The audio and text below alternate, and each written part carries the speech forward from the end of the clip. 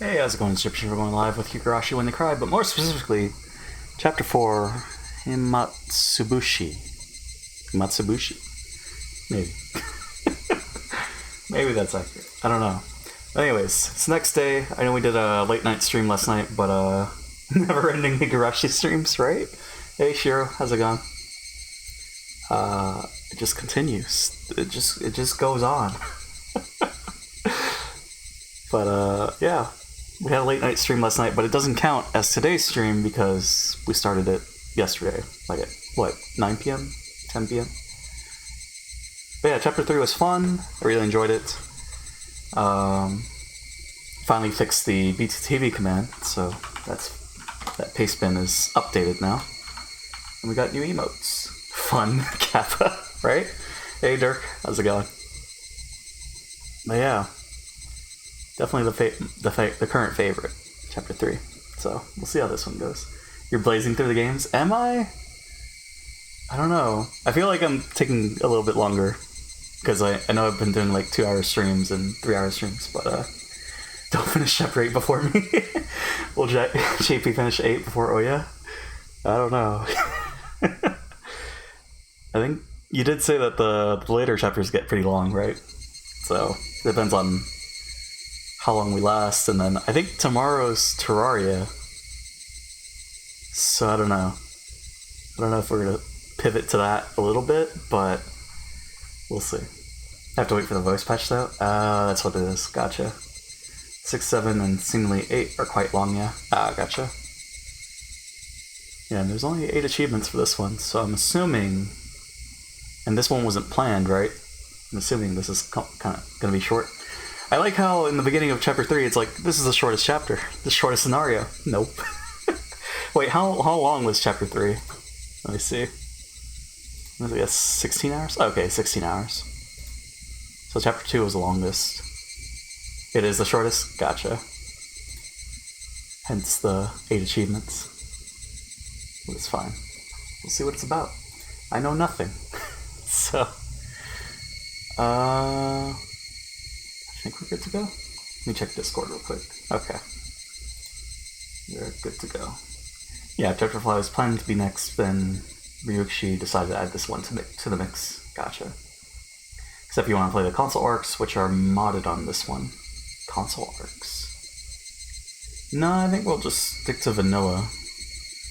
To whatever is on the release on Steam. I know there's like spin-off stuff, right? But, yeah, I think I'll just stick to the OG. Override configure. I think we have everything at the middle. Right click. Yeah, that's everything. Let's go ahead and get this show on the road. Himatsubushi, for you, the final mystery. I now entrust you with all the mysteries hidden within Higurashi when they cry. However comical it may be, if you have reached any conjecture, then you have passed. The final novel is a meager reward for you. Conjecture is impossible. You have the right to reject this story. What? What does it mean by that? Lurking, playing OC on the side sounds good. I think we're... yeah, okay. Checking my other tab. We're good. No lurks to be done at this moment. Alright. Let's start. There's a laugh. Was the laugh there at the beginning of Chapter 3? Who is the criminal, you ask? Don't we search for them in the story? Who is the criminal, you ask? Do you even know what the criminal did? Who is the criminal? Who is the criminal who will kill me now? Interesting. My conjecture is that it was small bombs. Midsummer 1985? Wait. That's 2 years. I had misread the time and ended up arriving too early. We're in the future now? The schedule board flipped with a series of clacks. My flight to Sapporo was still a bit later on. I still had over an hour before boarding. Well, I might as well close my eyes for a bit on that bench over there, then. I came here directly from work, so maybe the fatigue from that was making me sleepy. Finding a suitable bench, I put my luggage on the seat next to me and settled down. Phew. I sighed like an old man. I had hoped to stay young forever, but had become splendidly middle-aged. Apparently, the rumor that even people in the latter half of their 20s experience a decline in their physical strength wasn't a lie. It had been mind-numbingly... feels old, man. It had been mind-numbingly busy at work lately, so I rarely had any time to myself. This might have been the first time I'd been able to enjoy a journey alone like this since I was a student. The reason behind this trip was to meet with an old friend. It was a bit strange to call him an old friend. In fact, it might be better to call him a bad one. After retiring a couple of years ago, he moved to Sapporo, his mother's hometown. Uishi? His mother passed away soon after, and he was now peacefully enjoying his second lease on life. His name was Corrado Uishi. Hey. He was a former detective from the primary investigation unit at the station in Okonomiya Prefecture. To be honest, the only direct contact we ever had didn't last more than 3 days. After that, we exchanged New Year's cards, but never met again. So this would be the first time meeting him in 7 years. 1988.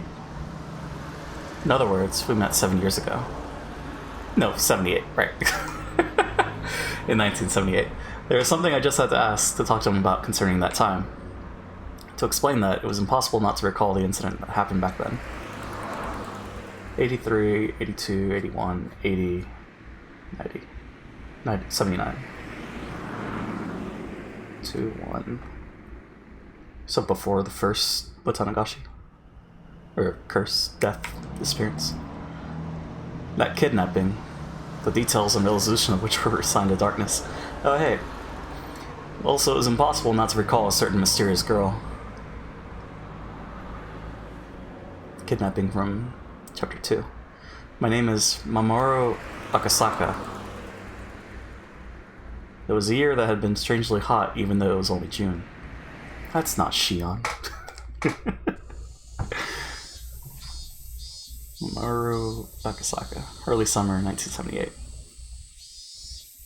So this is the story of the kidnapping. Okay. Goodbye, teacher. Okay, bye. Watch out for cars. And don't drop in at a friend's house along the way. This is the photo that they use for Keiichi's cram school. Make sure you get your textbooks in order for tomorrow before you go to bed. Clatter, clatter, clatter. The lively sounds of children running towards the hallway. Hey now, didn't I tell you before? I already have one of those. I don't need any more. The unique high-pitched voice of youth. The energetic shrill of the cicadas went completely unheard by their ears. Children, returning home from school, split off one by one from their groups of friends as they went through intersections in the residential area. Even though there were several of them in a group as they left the school, as they got closer to their homes, their numbers dwindled. That's why the fewer friends you were walking home with acted as an indicator that you were that much closer to your destination. Later. See ya. Yeah, see you tomorrow. He finally parted ways with his last friend. The van was parked at a bend in the road. The window was open, the sound of the radio leaking outside. Must have been the news or something. For that reason, the three of them were arrested for traffic violations and obstruction of justice. Due to the protests against the Hinamizawa Dam project resulting in bloodshed and clashing with riot police last month, things have only become more violent. The police are therefore taking precautions against radical activists causing yet another incident. Last week, there was also a direct conversation with Minister Unugai on the steps of the Ministry of Construction. The boy's ears perked up at the mention of the name Unugai. At that moment, a man's face peeked out suddenly from the window of the van. His behavior was a little different than that of a man looking around to see if there was any incoming traffic before. He opened the door of his vehicle. His eyes meeting suddenly with the unfamiliar man, the boy panicked slightly. Nightingale, okay. Skylark, okay. They've secured the 2 blocks around us. We're good to go. What? The man in the passenger seat whispered quietly. Nodding in acknowledgement, the man opened the door and stood before the boy. You. Are you Toshiki Unugai-kun? While asking that, the man peered at the boy's name tag. Toshiki Unugai.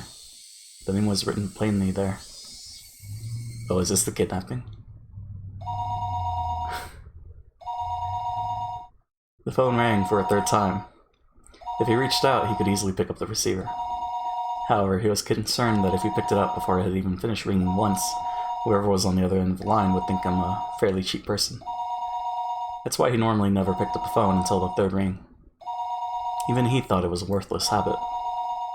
However, his thinking that there isn't much meaning in waiting for just 3 rings wouldn't waiting for 5 be alright was very much a reality. His mind filled with such trifling thoughts, he picked up the phone after the third ring had finished, its reverb dampened by his action. It's more than 3 rings. Yes. Hello? Hello? He knew that sometimes due to a malfunction at the switchboard, calls didn't connect well. At those times, it was best to hang up and let the person on the other end call again. Thinking that, the moment he began to hang up the phone, he sensed that he was definitely connected after all. He felt the presence of the person on the other end of the line, keeping silent. Hello? There was no way they didn't hear his question. What was the meaning of this? It wasn't like he didn't know that people could use silent calls to harass others. However, he'd never received a call like that until today. Maybe he was just lucky before, but he didn't believe that he would receive such a call on this phone. There were no direct calls to or from this line. Everything had to go through an operator. Therefore, there was absolutely no way the call would be connected unless it was verified there was somebody else on the other end of the line. That's why he didn't understand how to deal with this silent call, and instead settled into confusion. I don't know who you are, but if you have nothing to say, I'm gonna hang up. Please call again some other time. Taking that to be a parting line, he made to slam down the receiver. It was at that moment the person on the other end spoke for the first time. You didn't say who you were, so I was anxious. If you're not Minister Unagai, please hang up right away. He couldn't help but be surprised by the extremely strange voice on the other end of the line. Is there a human alive who could speak with this hoarse and metallic voice? No, this was a voice he had heard somewhere before. That was the kind of voice that was on those lowbrow documentaries that they'd use when they wanted to hide the identity of a speaker, wasn't it? The voice he was hearing over the line was exactly like that. Who are you? As I said, that's what I want to ask. Are you Minister Unagai? I can't. He, Unagai, hesitated to answer. Unable to discern the intent of this suspicious phone call, he had a vague feeling that something was off. He thought about hanging up the phone and asking the operator who initiated the call. However, he forced himself to restrain that urge, and for the time being, chose to state his name and listen. That's right. This is Unagai. I said my name, now you say yours. My name doesn't matter. First of all, let's begin by thinking about the situation you're in right now. Right now, you're sitting in your chair talking on the phone, yes? Then, why don't you try opening the lower drawer to your right? The lowest drawer to the right of the minister's chair. There was a lock on it. Lock on it. Not enough to function as a safe, but nevertheless it was a drawer that contained some valuable things. That's why Inugai thought that the person wanted some of the important information contained within that drawer. Sorry, but I don't have any intention of opening that. I have no reason to follow orders from somebody who won't even give me his name. If you don't open that drawer, I'll hang up the phone. You'll most likely end up regretting that. Why don't you think about opening that drawer first? Inugai didn't like following orders from this suspicious person one bit. However, he was concerned about what the man said about regretting it, so he decided to open the drawer. He took the small key he kept stowed in his wallet and unlocked the drawer. His hand stopped right before he opened it. What if there was a bomb inside, and it would explode if the drawer was opened? That delusion took hold of him. He quelled that instinct and opened it. Did you do it? The thing that's in there, do you know what it is? What is the meaning of this? Hey! I don't think there's any need for me to explain, is there? I'll give you some time, so please think about it a little. I'll contact you again later. Now then, pardon me. Hey! Wait! Hello? Hello? The call had already ended. That would not change no matter how much he yelled at it. Even still, Unagai, without realizing that, continued yelling into the receiver for a while. The drawer was still open. On top of the folders crammed into the drawer, it lay there. Toshiki Unagai. written in plain lettering on a grade schooler's name tag, just lying there. Enshrined there, completely out of place, as if it were cowering. This is a work of fiction. Any resemblance to actual persons or organizations is entirely coincidental. Did we ever... Yeah, I don't think we found out about the ladies that were killed at the beginning, or the girl that was killed at the beginning of Chapter 3, right? On this... It was the same lady that was the girlfriend of Teppei. Maybe we'll find out later. Do you remember Yuki? This picture? This is where I first proposed to you. That brief moment before you nodded back. You probably wouldn't know just how much it seemed like an eternity to me. Yes, I would have never thought that amount of time could feel like an eternity. Compared to how long I had to wait for you to propose to me, it was. From the moment I met you until today. Compared to the time I've spent since I was born, it might only be a brief period, but they're definitely precious, beautiful days that deserve to be called an eternity. I don't think they say it outright, but eventually later on, if you think about it, you realize who that lady is. Oh, okay, gotcha. That time continues even now. From now on, I wonder if it'll be a boy. Maybe a girl? Either one is fine. Boy or girl, either way it's living proof that we love each other. If it's a boy, we'll name it after you, Mamoru. If it's a girl, we'll put the Yuki from my name in yours. Thinking about names is so fun that in the end we still haven't decided yet. There's still time to puzzle over it. Not that long of time, actually. You see, Yuki, there's something I have to apologize for today. It's my job. Sorry. Looks like an annoying bit of work has come up. In the worst case, I might not be able to be there for the delivery. That's fine. You have a very important job. What you do protects the way we live. Compared to you, it's nothing. Please, go ahead. When you return, I'll be waiting here with our child. Thank you. Also, I'm sorry. Please don't apologize. If you feel guilty about it, then you can just atone. If I atone that much, no matter how much money I have, it won't be enough. Hee. It's a joke. Now, go on. As I left the room, I bumped into an elderly man. It was Yuki's father. In other words, my father-in-law. Father. Didn't want to intrude, so I waited in the hall. Didn't mean to eavesdrop, but I heard. Go. Yuki is that kind of girl. No matter what happens, she doesn't want to hold you back. I've forced Yuki to give up on so many things. To put her through this during childbirth, such an important time in her life, I'm ashamed. If you really feel that way, when you're done with your work, make some time for Yuki.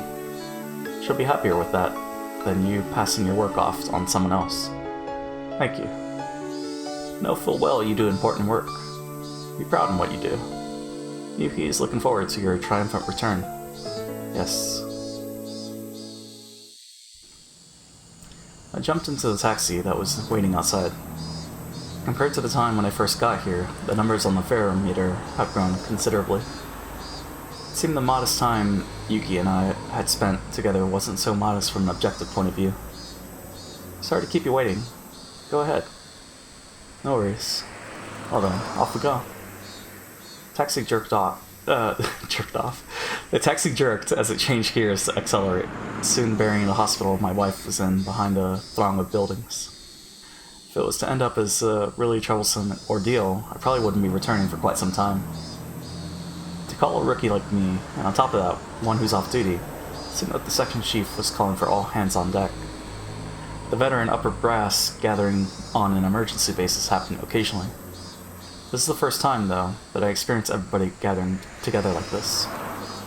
Whatever was happening, there was no doubt it was going to be something novel.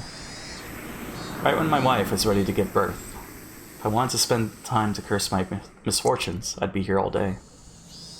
Even the verdant ginkgo trees lining the street that always brightened my mood seemed to lack some of their usual luster. Eventually, the government office came into view. Briefly holding my breath, I let the feelings of tension course through my body once again. I had to remember the work I was doing was important, necessary, and difficult. I composed myself and sharpened my wit. Ready. The taxi stopped in front of the building. I also haven't gone back to the credits of Chapter 3. Oh! Kusumigaseki, Tokyo Metropolitan Police Department, Public Safety Division. So I could see what was up with Shion. Chief, everyone's here. Akasaka-kun, could you close the blinds? The blinds were usually closed when they just needed to use a projector, or if the discussion was going to contain some particularly disturbing content. The blinds closed with a satisfying sound, darkening the interior of the room. Immediately, the inside of the room was completely drained of the pleasant morning atmosphere, leaving behind only a cold illumination of the fluorescent lighting. After the supervisor ensured that everyone was present, he nodded to the section chief once again. With everybody on the edge of their seats, the chief stood up solemnly and began to give his report. Approximately 48 hours ago, the Minister of Construction's grandson, who is also the son of one of his staff leaders, is believed to have been kidnapped. It is believed the minister, in an effort to resolve matters amicably, chose not to report the situation to the police and plans to cede to the demands imposed upon him. Seeing that approximately 48 hours earlier, the Minister of Construction's grandson and those of his senior staff members were kidnapped. Oh, even more. The reason why it was phrased that way was because the person in question didn't admit it had happened. Based on the results of surveillance conducted on the minister's residence, multiple suspicious phone calls from what is believed to be outside the city took place. The abducted child is said to be under treatment for some illness, but there is no trace of any hospital records or witnesses to such effect. Due to that and various other reasons, we believe without a doubt that a kidnapping has occurred. Here, they omitted the details that brought this incident to light. If you think about it a bit, that meant that before this incident happened, the minister's residence had been under surveillance already. I won't use the word spied upon. Of course, there wouldn't have been court approval for this, and it would have been very hard to explain to ordinary citizens. However, it was quite an effective method to catch wind of incidents like this before they got worse. I'd like for you to understand that dealing with these cases before they become a problem is the job of the Public Safety Division. Why is he just following their demands instead of reporting this to the police? The fact that a minister can't even trust the police, what is this world coming to? It seems that the group of perpetrators demonstrated that they have quite a high level of surveillance on the minister themselves when they conducted the kidnappings, enough to give the minister pause before calling the police. We'll find out right away if he called the cops, more or less. So it's possible that there's a mole close to the minister. Several of the higher-ranking members who seem to have experience with this kind of thing let out deep sighs. The goals of the perpetrators, their demands, as well as this entire incident are as of yet unclear. But in any case, the possibility that this may grow to threaten national interests is extremely high. If their goal was to simply have their demands met for monetary gain, that would have been nice. However, if this was some politically motivated shakeup, things will get a lot more complicated. Since we're not receiving any cooperation from the victim, that means that we're not privy to any of the details of the threats or demands. Due to the fact we believe there may be a mole involved in this incident, this investigation is highly classified. Only the people in this room are to know of this. Furthermore, as this case is our utmost priority, we'll be placing a hold on everybody's normal duties. Understood? After that, the supervisor continued on, tactfully explaining our course of action.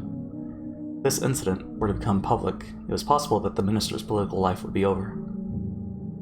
I'll spare you the explanation of how the rest of the dominoes would fall, but in the end, support in the Diet would decline, followed by a no-confidence vote in a snap election. And it might even expand communist influences. In other words, we wanted to handle this delicately. Kawasaki and Saiki, monitor communications from the minister and the child's residence 24/7. Find out what the minister is doing. Report anything that happens. The remaining members, investigate whatever is related to the case as assigned to your units. Focus your line of investigation on the commies, Reds, and Confeds. Don't discount the possibility of foreign involvement either.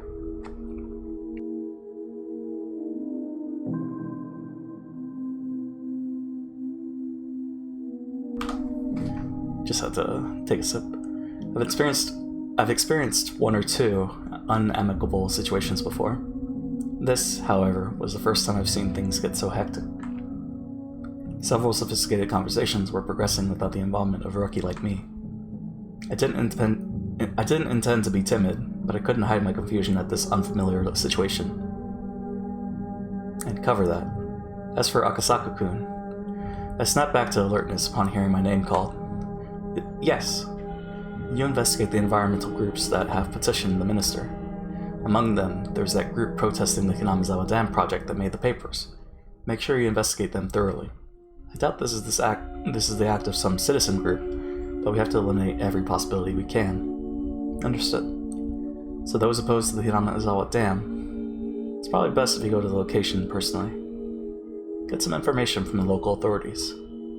They're fairly radical organizations, so the Public Safety Division there should have them marked as well. Understood.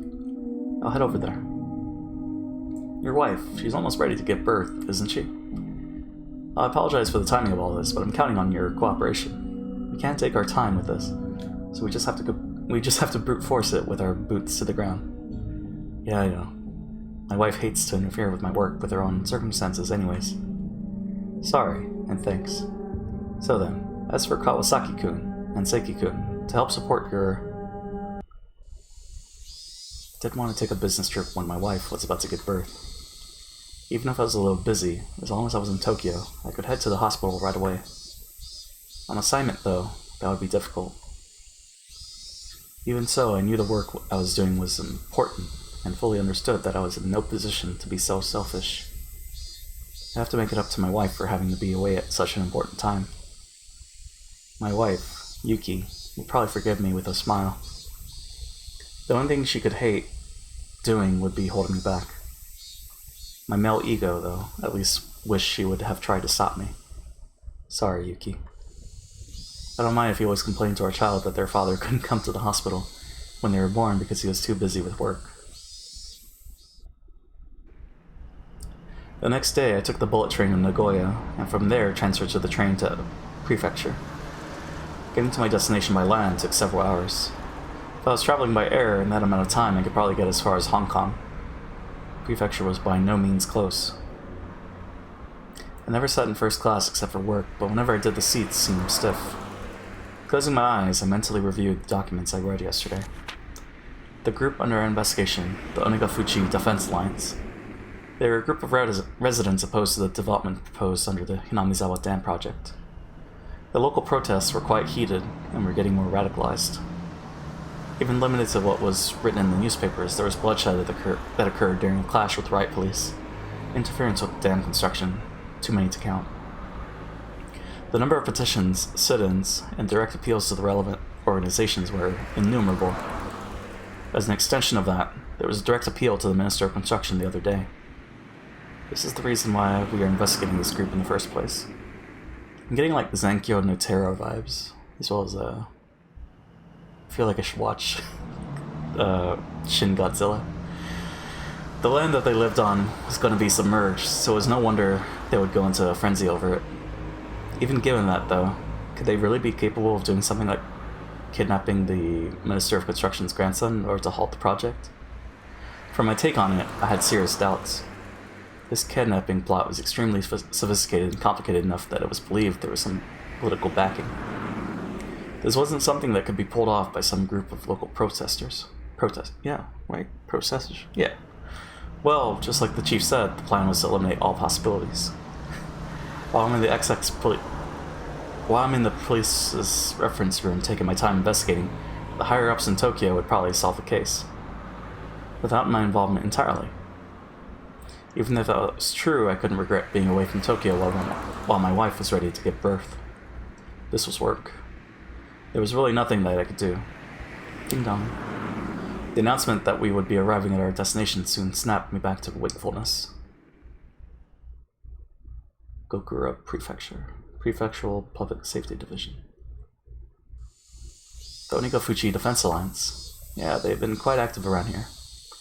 The Prefectural Public Safety Department already had the documents and a cup of tea ready and waiting for me. The short of it is they're a group of residents opposed to the dam. Really, it's probably better to say that every resident living on the land that's going to be submerged is rising to action, though. Like the old saying, fight to the last. They're a determined and well-prepared lot. It'd be nice if they drew the line at just being a moderate residential organization. The stack of papers I had prepared for me in the document room was by no means thin. At first, they were pretty much your average citizens' initiative, but ever since that incident with the riot police, they've really started to heat up. Now they got a violent mentality on top of growing increasingly radical. Violent organizations usually indicate ones that enforce their own ideology without regards to the democratic process. Breaking that down, many of those organizations held extreme, left revolutionary ideologies. Considering that, I couldn't help but be surprised that a citizens group would end up going this far. Radical citizens movements happen occasionally. It seemed, however, that this group was nothing as trifling as that. It seemed that I had to reconsider exactly what this Onigafuchi Defense Alliance was. The Defense Alliance's demand, in other words, the withdrawal of the dam project, how far would they go to have that demand met? The kidnapping of the minister's grandson was classified. That meant, of course, I couldn't tell the prefectural department about it either. As you know, there were arrests after last week's confrontation with Minister Unugai. There's enough reason to believe they could use illegal means to assert their demands. I skimmed over the list of the criminal records related to the Onigafuchi Defense Alliance recorded in the documents. The contents were all violent, not giving me the barest hint of feeling that these people were trying to uphold the law. Could you give me a basic rundown of the types of illegal activities the Onigafuchi Defense Alliance are engaging in? The chief opened up a manila envelope, fished out several unorganized sheets, and spread them out on the desk. It seems that raids on the construction site are the most common. At first, they were committing relatively petty crimes like cutting power cords, jamming locks, and breaking office windows by throwing rocks. Of course, what really happened first were things like demonstrations, sit-ins, and distributions of pamphlets, lively but democratic forms of protests. However, then the demonstrators and police clashed, which started a riot, leading to numerous injuries and arrests. It was from then on that the Onigafuchi Defense Alliance, like their name implies, began to take a more demonish form of resistance. If the raids were frequent, didn't the local police up their patrols? Well, of course they were on full alert, but they were up against locals, you know? There wasn't much the police could do if they were sneaking around under the cover of darkness. Might as well label the entire map of Hinamizawa village around the dam construction site enemy territory. No matter how alert the police were, the locals would just show them exactly how easy it was to sneak around. Actually, it was after the police upped security that the protesters started getting ever more extreme, as though they were being provoked. See here? Can you tell things started to heat up? An office set on fire. The destruction of heavy construction equipment. Destruction? They couldn't have used explosives. No way. You see, they crammed the gas tanks full of sugar cubes. If they do that, it fouls the engines. Even in Japan, it seemed there had been people doing that to the vehicles of occupying forces right after the war. Compared to misdemeanors like breaking windows, it was extremely violent and aggressive. After being toyed around with that to that extent, the local police had completely lost face. The arson was a bit much. After that, the local police drastically increased the number of personnel they had stationed there around the clock. The raids on the construction site quieted down a bit after that. He used the words quieted down, but that was still smack dab in the middle of the list of crimes. See, after they found that attacking the site had become difficult, they started resorting to personal attacks. The first people targeted were the construction workers. After that, there was silence. What was being described to me was a guerrilla war fought in the jungle. Threats and violence against the workers. Harsh words and harsher rocks were thrown. There's quite a list of accusations here, but there's not a whole lot of convictions. Of course not. First of all, there's no witnesses. On top of that, even if we identify the perpetrators, they have alibis coming out of the woodwork. What do you mean by that?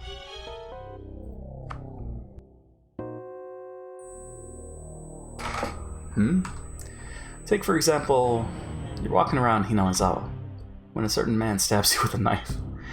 You remember the person clearly and even know his name and address. However, the knife doesn't have any fingerprints on it, and there's no other physical evidence. Well, you'd think this would be a run-of-the-mill case of assault, wouldn't you? In Hinamizawa, though, it's a perfect crime. There's no beginning. Everybody is. The entire village. They're all in on it.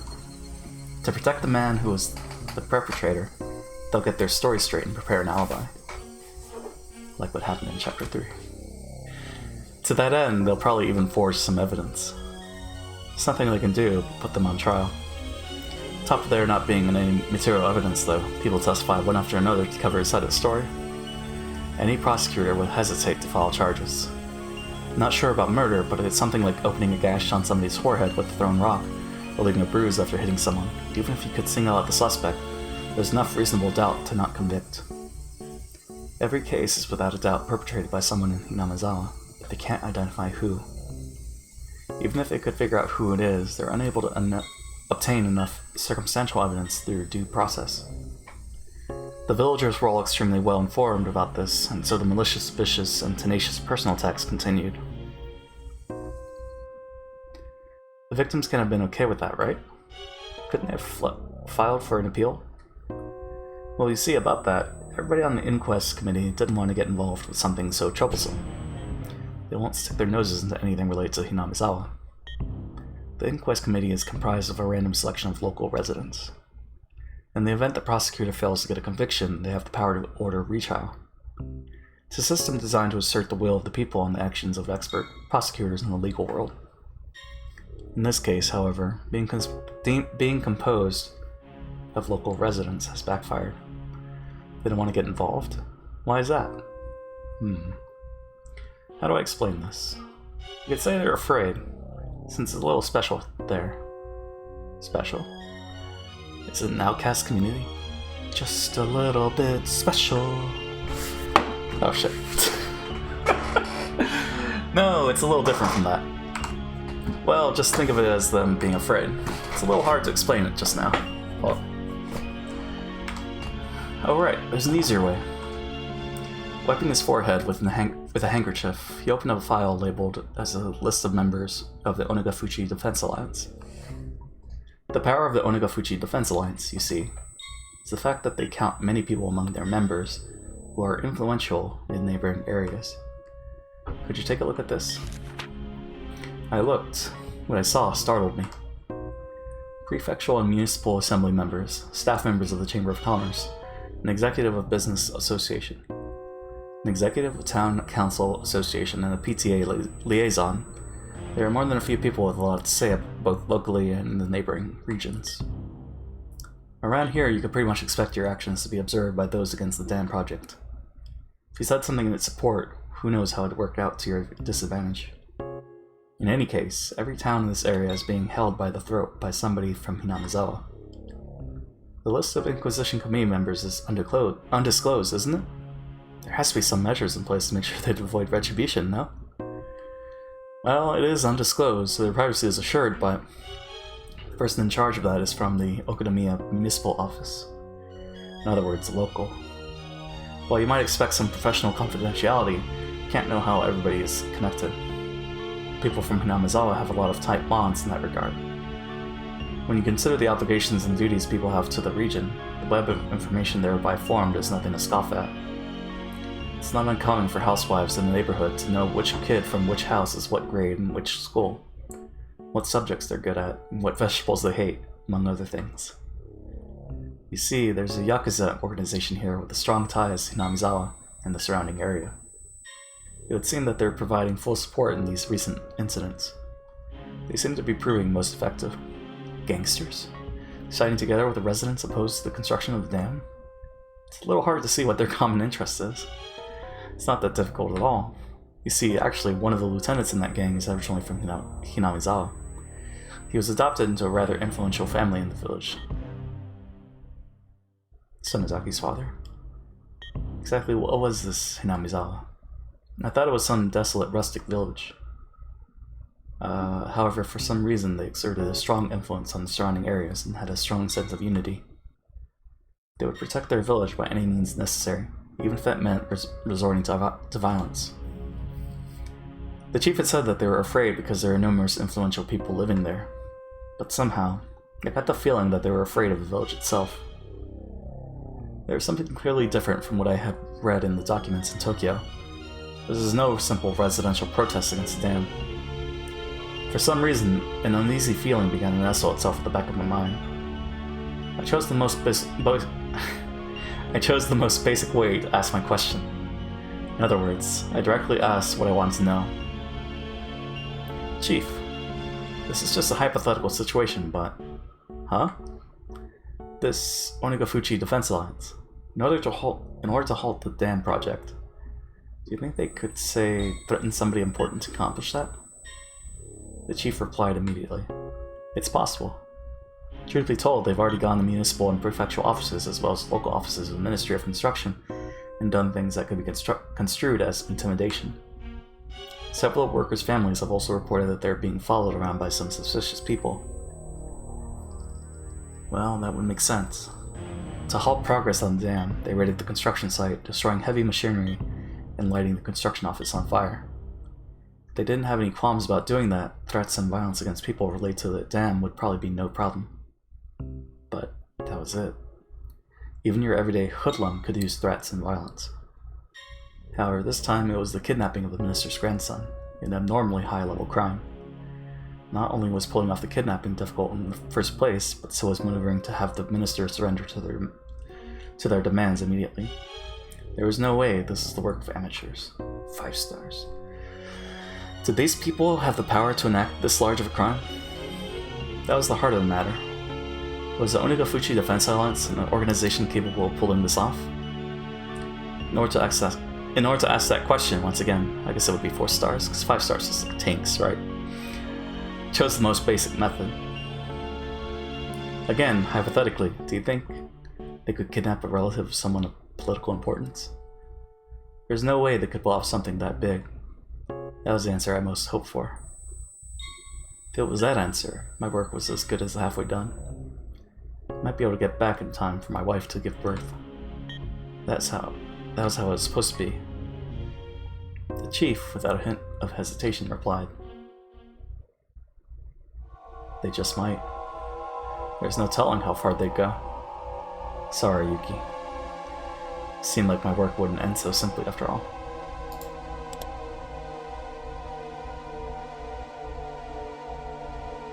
Hold on.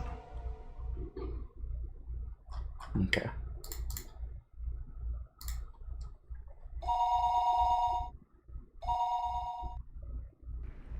Oh, Akasaka-kun. Good work. How's the information gathering at the prefectural office? It's coming along. It seems I'll be able to meet with their local public safety department, so I'm planning on heading out that way. How's the investigation in Tokyo going? The others are progressing along, but the number of groups we have to investigate are countless. Time isn't really a luxury here. There were no new developments at this time. No matter how suspicious the Onigafuchi Defense Alliance was, if they solved the case in Tokyo, my job was done. It looked like my wishful thinking wouldn't come to pass. Hanging up the phone, I let my gaze drift outside the window to the valley of unfamiliar buildings. Akasaka-san, that car you can borrow just returned. I'll take you to it, so follow me. Ah, thank you. He showed me the elevator to the underground parking lot where a battered sedan was waiting for me. That the steering wheel kept drifting to the left was a little concerning, but it would be enough to get me around for a while.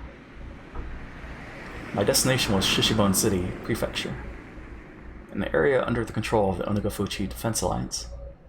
The Okonomiya police station was right in the front lines. So we're gonna see Oishi. Okay.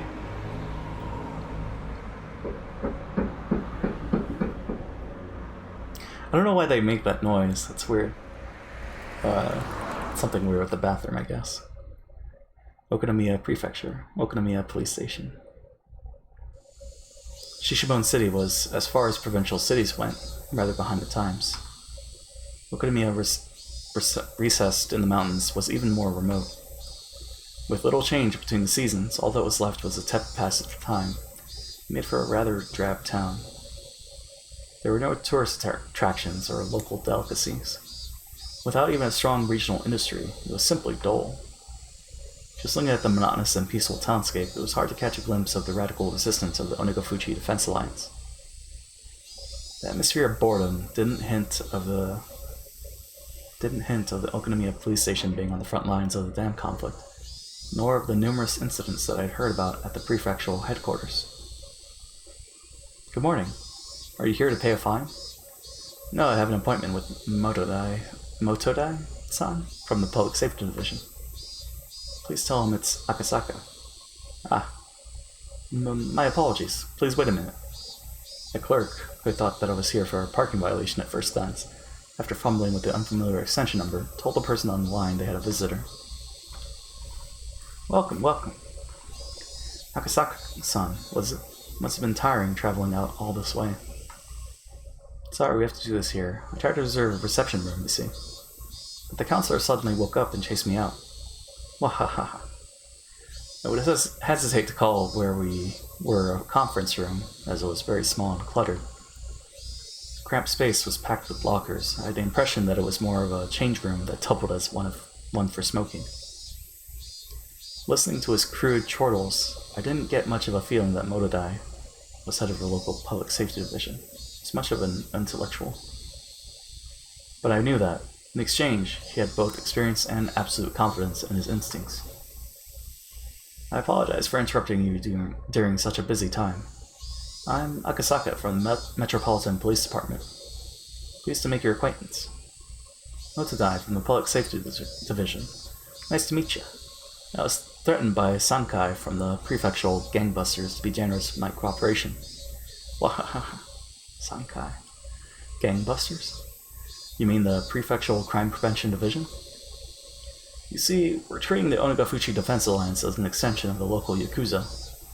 You have to be a newbie if you think they're just a residential protest group. Wahaha. They said at the prefectural office, too, that the Onigafuchi Defense Alliance was linked to the local mob. If I recall correctly, the adopted son of somebody influential was a lieutenant in that gang. It's the other way around. The complete opposite. The Yakuza put up the protest group as a front to justify their actions. Just think of it like that. Completely the other way around. Wahaha. Motodai was just about rolling with laughter. This is slightly different than the info given to me at the prefectural office, but somebody embedded locally would be more knowledgeable.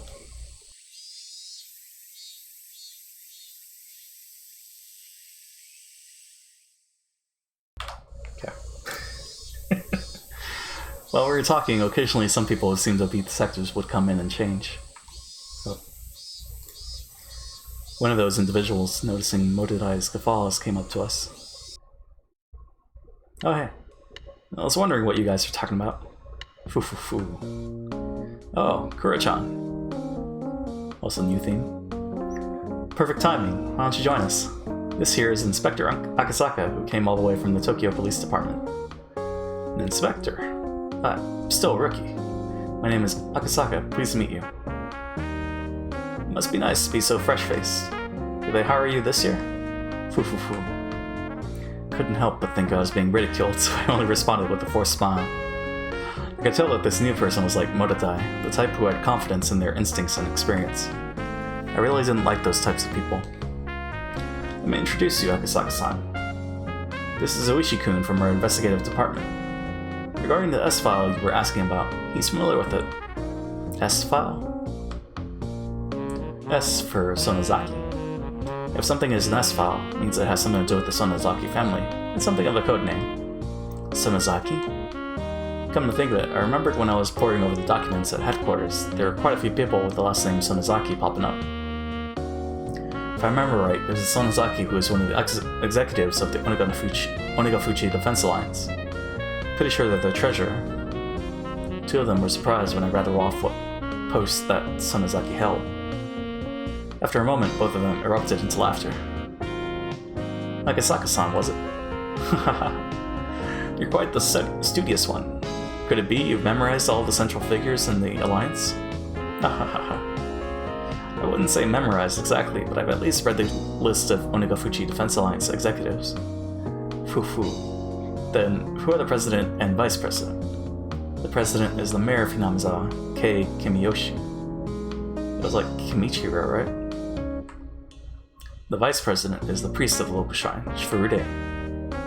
Treasurer is Sonozaki. The auditor is Makino. Or you? Oh. The liaison is Y Kimiyoshi. The PR head is Y Sonozaki. Y Sonozaki. Hahaha. Akasaka-san, you're pretty good. Pay sucks, but you want to work here? You're just the type we're looking for. By the way, Yoshio... Sonozaki is the head of the youth department. So close, the head of public relations is actually Tadayoshi Sonozaki. Tadayoshi. Feeling like I wasn't being complimented at all, I started settling into an uncomfortable mood. However, I was becoming more and more aware that I was the weakest link in this investigation, so I just had to bear with it. I didn't mean for that feeling to show up on my face, but the crafty detectives didn't let that slip by. Didn't mean to make fun of you. To make up for it, why don't I show you around the village? For somebody with no feel for the area like me, it would be a great help. Couldn't have asked for more. In the end, the Onigafuchi Defense Alliance is nothing more than an alias Hinamizawa is using to deal with the outside world. I think getting to know the village would speed up your work. How about it? The residential movement, in other words, held influence over the whole region. So the leader of the movement was the leader of that influence. Just like that, the thought process in the region would become the overall personality of the movement. Just like Uishi had said, in order to learn what they were really like, there was regional force behind the dam process. Getting to know the village was the quickest way. If you would. Nodding back without skipping a beat, Uishi laughed in satisfaction and stood up. 3-day event.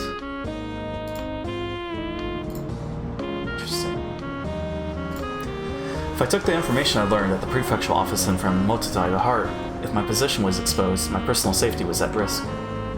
The opponent was an extremist group that had no qualms about using threats or violence against somebody. If my personal info was leaked, it wouldn't be hard to imagine that I'd be in danger, whether on the job or not.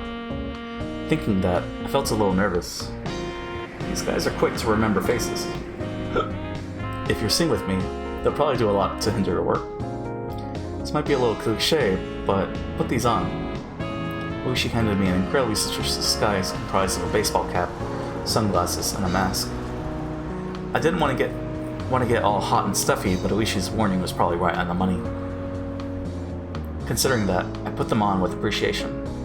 I looked so suspicious that Uishi had to smile wryly. How much did I tell you again? Let's see. To the part where you were talking about how these 3 ancient families control the village. The Onigafuchi Defense Alliance was the same as the village of Hinamizawa itself, meaning there was a direct correlation between being an executive in the alliance and being a leader in the village, as Mototai had told me a short time ago. If the village was ruled by 3 ancient families, then it would mean that Onigafuchi Defense Alliance was ruled by those same 3 families.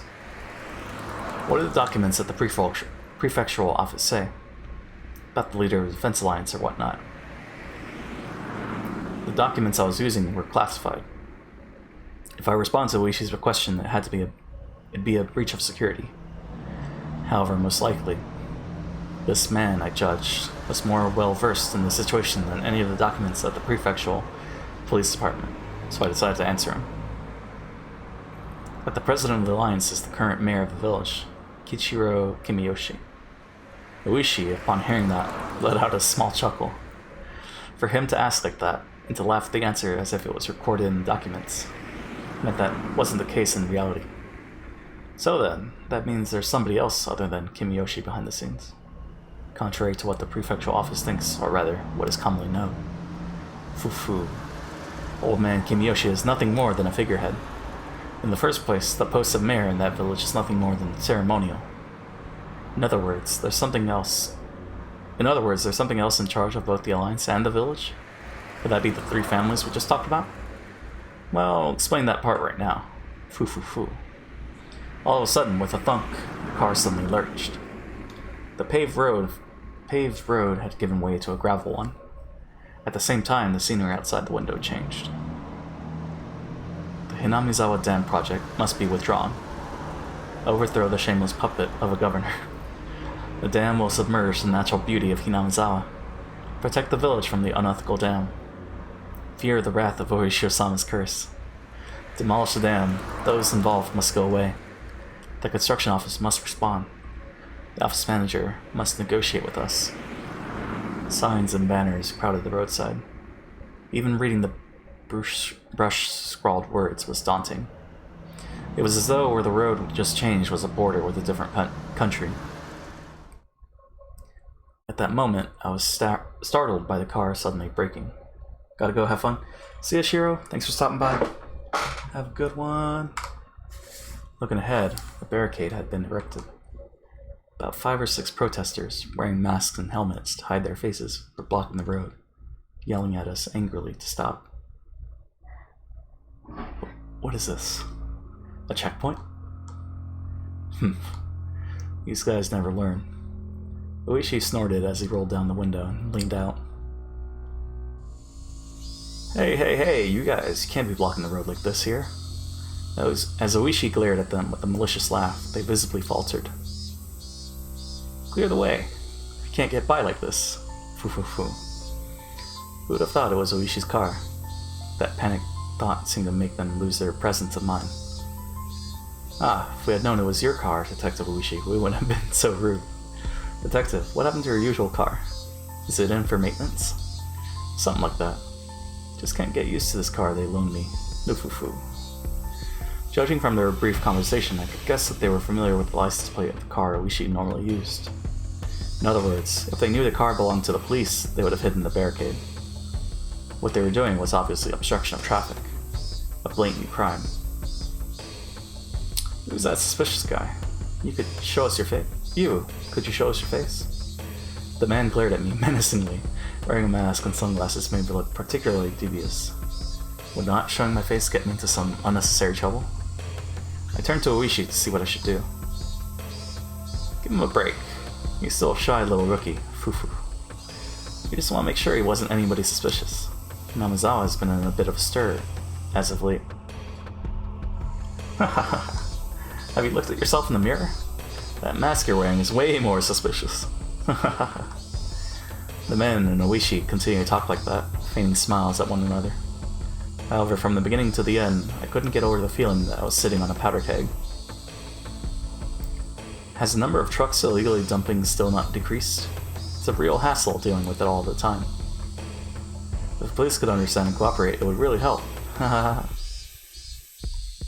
During that conversation, the barricade was moved, leaving a gap wide enough for a single car to get through. Oishi lightly honked the horn once and began to roll the car forward. I could see the men's antagonistic glares at the back of the car in the rearview mirror. What was that just now? Blocking a public road like that? Of course it's a crime. Still, if we get worked up over that, it'll never end. Foo. Those guys, claim there's an infestation of trucks illegally dumping in the village. Their story goes that in order to stop that, they're halting suspicious vehicles for inspection. Illegal dumping? Like corrupt contractors just tossing industrial waste away? Their line of argument is that if the police aren't going to do anything about it, they'll take matters into their own hands. Well, the industrial waste is just something they're doing by themselves anyways. By themselves? They have a pretty good strategy. You see, in order to hinder the construction, they spread industrial waste over by the dump site. Then, blaming it on corrupt contractors, they start instituting these inspections. There, they stop every construction vehicle coming through and interfere with them as much as possible. Foo. So then, it's one of the methods the Onagafuchi Defense Alliance is using? With that inspection just now, this car's license plate has probably been recorded. Shouldn't get stopped from here on out. Those guys know very well not to get me angry. See, rumor is that if they figure a car is related to the construction in some way, not only would there be checkpoints stopping it at every turn, but they'd be throwing rocks and planting road spikes as well. It's best to be careful so you're not identified. If they find out you're from public safety, who knows what you'll suffer through. Foo. I wish he was acting like we were talking about something fun, but for me it was no laughing matter. It almost feels like we've wandered into a civil war in the Middle East. That's a good way of putting it. It's pretty much just what you said. Oishi turned to me with a grin and a menacing laugh. You see, this here's a war zone. The car slowed down a bit as we went down a narrow road through some farmland. You see that house in that forest over there? That antiquated one? Looking at where Oishi was pointing, there certainly was an old, traditionally designed house. That belongs to the mayor, Old Man Kimiyoshi. You could say it belongs to the main Kimiyoshi house as well. There's a lot of branches, but they'd be one of the three families. Three families? The ancient families that control Hinamizawa? That's right. And one of the others is the Furude family. Their house doesn't even have a single branch, as all that's left is the head priest's family. Right over there, there's the shrine. He's the priest there. By the way, the Defense Alliance's office is on the grounds of that shrine. The office of the Onagafuchi Defense Alliance. If these guys were the enemy, that would make the shrine their stronghold. Can we go look over there? The shrine is the Furude family's private property, you see. Being police, we can't set foot there without a warrant. See, they've got a member of the Diet with ties to the village backing them up. Basically, being the police has its strengths and weaknesses. Well, even when we talk about the three families, that's something from a long time ago. Way back when, those three families used to hold councils to decide things about the village. Meaning, it's different now? You've got a pretty good nose. That's what I expect from an academic. Oof, oof, oof. The car braked to a halt with a squeal. Ahead of where we stopped were several signs. Private property beyond, no trespassing. Beware of poisonous snakes. Danger, turn back. Intruders will be charged an entry fee of 1 million yen. That's Sonozaki's, right? Signs were erected there with things like that written on them. This road was separated from the forest by a chain link fence wrapped in barbed wire. Since this is private property, this is as far as we go. There's several surveillance cameras set up further in. Saying that we just got lost won't work with these guys. They're beyond here, right? People currently controlling Hinamizawa and the Onagafuchi Defense Alliance were neither the Kimiyoshi family nor the Furude family, but the last of the three. Yeah. Beyond here is one of the three families, the Sonozaki family. They're the ones controlling Hinamizawa from the shadows. Among the list of executives recorded in documents, the number of people with the last names from the three families was quite high. Of course, Sonozaki was no exception. However, the top was the Kimiyoshi family. If the Kimiyoshi family seemed to be in charge, the rulers behind the scenes were the Sonozaki family. This double-layered structure implicitly told me that this village had both a light and a dark side. The current head of the Sonozaki family is an old lady named Oryu. She has enough clout that you could call her Empress Sonozaki. Be careful, she's no small fry. She's enough of a VIP that even the mayor of the city has to bow before her. Well, in Hinamizawa and the surrounding area, their relatives amount to a block of several thousand votes. No politician could show disrespect for that. Foo-foo-foo. In other words, that would make her the actual leader of the Onagafuchi Defense Alliance, right? You've got it. With those words, Uishi pulled out a well-worn cigarette box. The suspected kidnapping of the minister's grandchild and subsequent threats. Were these part of the hidden plot by the Onagafuchi Defense Alliance in order to have the Hinamizawa Dam project cancelled? You came all the way from Tokyo to investigate this, didn't you? Huh? Yeah. That's right. Something the matter? Ah, then... Is it related to that direct appeal incident with Minister Inugai? If that's the case, then public safety has them marked on a watch list. Something like that. Ahaha. How do you guess that so quickly makes this easy? While exhaling out cigarette smoke, Luigi smiled broadly, like I just pulled out a good one on ravioli, I'm gonna do the explosion molly. It's something I totally haven't said, Mr. Police Officer. Hey, Mr. Owu, how's it going? How's the Fullmetal Alchemist watch going? So let me stretch real quick. Oh man. So I'll get comfortable. But you haven't said that? I could just pull a good one on him, or so I thought. His smile disappeared suddenly. That's a lie, isn't it? Huh? I mean, the direct appeal putting them on a watch list. That's a lie, isn't it? Usodai. Ushi knew there was no way that Tokyo HQ would dispatch an investigator over something as minor as a direct appeal. If they were to dispatch someone, it has to be for a far more dire reason. He had figured out as much. It's going good. We haven't watched any since last week, since we're doing an all-nighter weekly. But in return, we don't watch any anime in between the all-nighters. Okay. So you haven't watched anything. That's good. I mean, it's all... You go at your own pace, right? Yeah. Hope you're enjoying it. Hope you're having a good time. Are you playing anything in the meantime? Or... You figured out as much. I thought of myself as the type of person who doesn't let things show on their face. In front of his watchful gaze, however, I felt that what I was thinking was completely laid bare. Also, what did you think of the K Project OST I posted a while ago? Would have asked sooner, but I kept on missing streams. No, that's all good. I enjoyed it. I thought it was a little repetitive, but I guess, you know, it's fine. But I guess it was definitely hype a little bit. So I guess I'll have to look out for it when I watch that show. That'll happen at some point, for sure.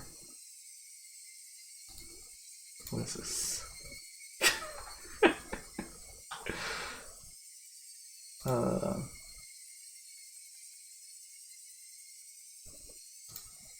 Put one of those. Yeah, it's a backing OST and not an opening or ending. Right. That's what I figured. It was good. I enjoyed it. Anyways, I've been playing a lot of ESO. Okay. How's that going? I've yet to play. Actually, I think I played the beta. Was there a beta? Whatever was free. Because I definitely didn't buy it. That's for sure. Or subscribe. Uchi silently lit another cigarette as if waiting for me to interject during this awkward pause. I see. So this was a veteran detective's way of getting someone to spill information. What is this? Okay. As long as I realized this, there would be nothing more. If I didn't open my mouth, I wouldn't have to lose anything. All I had to do was stare at the window and enjoy the scenery until Oishi gave up. Foo. You really are bad at hiding things, you know? Being so young and earnest isn't so bad. Oishi smirked as he twisted out his third cigarette, while I tried not to let him notice that I'd yielded completely. It's pretty good. Been having an MMO itch as of late, so let's help with that. Also, I finished Overlord. Oh, okay. How's Overlord? I guess that means you finished Season 3, right? I heard Season 3 was kind of bad, but I don't know about that. But, or maybe it was just bad CGI. Maybe that was it. Yeah, how was MMO itch? I mean, there's Final Fantasy 14, Star Wars: The Old Republic. I don't think people are happy with WoW, so I'm not gonna steer you that way. But MMOs are fun. At first, I thought I had won, but at the very least, Oishi had ascertained that I was hiding something, meaning that I might have ended up marching to his tune. Oishi started up the engine once again and began to move the car. Most of the mouse. There we go.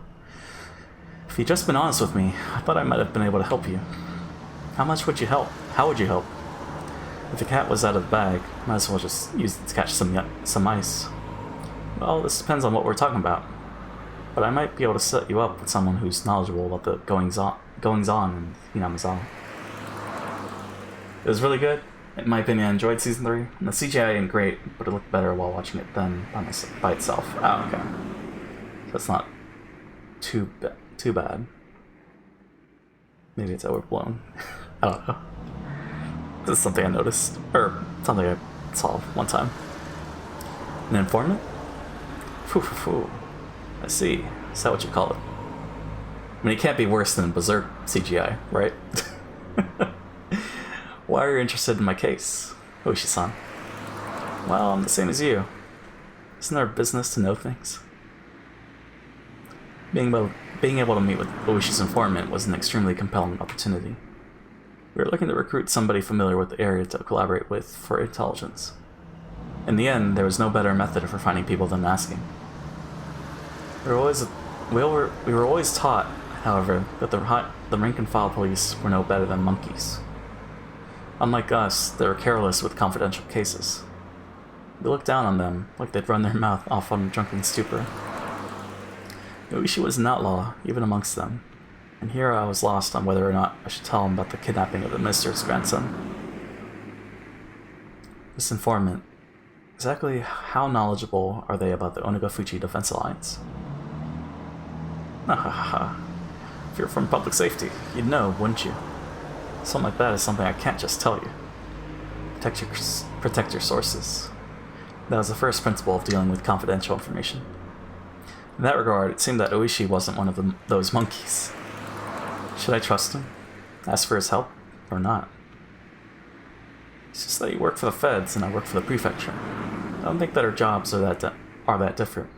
I think I can be of help. However, I had trouble believing that this crafty old man would simply help me just like he claimed.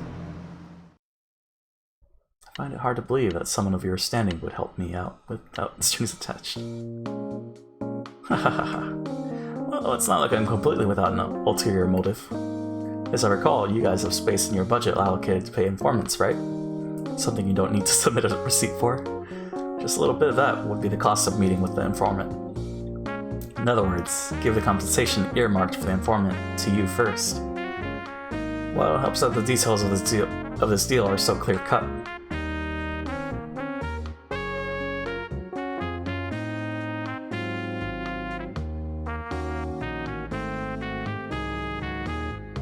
Water. So my plans are to watch Love is War. Oh, nice. Hey, well, it's a good show. Then I'm gonna watch Reincarnated as a Slime. Then I'm gonna watch either Goblin Slayer or Fire Force. Then finish off the Isekai-thon with the greatest Isekai of all time. Trapped in another world with my smart. JK, I'm actually gonna rewatch ReZero. The director's cut this time, especially because that will help me get used to the Japanese voices for when season 2 comes out. Ah, okay. Oh, right, because you watched ReZero dubbed. Yeah, Love is War is great. Definitely recommend it. Reincarnated Slime, that's a good one too. Goblin Slayer was fun. Kappa. And then Fire Force. Either Goblin Slayer or Fire Force, gotcha. I don't think I'm gonna watch anything. Like, the only thing that I have on my schedule is Rick and Morty, that I watch weekly. But probably after I finish this series, I'm gonna watch the anime for this, because, hey, why not? I'm enjoying it. It certainly was something else for being able to brazenly state his ulterior motive like this. Rather than him doing this out of the kindness of his heart, everything was a lot clearer if he was being compensated for this deal. I felt that he was the type of man who was good at these backroom dealings. Don't misunderstand me, please. It's not me who needs the money, it's the informant, okay? In regards to the payment, I'll be handling the money. Foo-foo. When do you want it? Right now would be good. If you don't have it on you tomorrow. If you don't have it on you, tomorrow works as well. I pulled out a wallet that was different from my personal one. The price was pretty much fixed depending on what kind of information I was paying for. In this case, the payment was up front. Also considering the fact that I didn't know what kind of info I'd get, I shouldn't pay too much. When I suggested that, Ueshi suddenly stretched out his hand and tightly grasped the contents of the wallet. At times like this, it's best you not be so stingy. It's alright, it won't go to waste. I understand. Won't be stingy. And? What kind of information are you looking for? Depending on what you want. How we approach this will probably change. You swear you won't spread this information to anybody else. Ueshi-san? I can't swear as much. I'm the same as you. Can't withhold information obtained during the course of my duties. I got it, I swear. Nothing here gets said anywhere else. On top of that, thanks to you, I can pay back what I owe from my mahjong tips. In any case, I won't break a promise that involves money. I was still unsure if I should trust him until the very last moment, but in the end I broke down. Oishi wasn't the type of guy I could trust 100%, but there was no mistaking he had access to underground information networks. In order to accomplish my mission swiftly, I needed his cooperation. I set my resolve.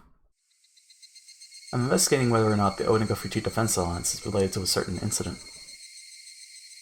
Certain incident?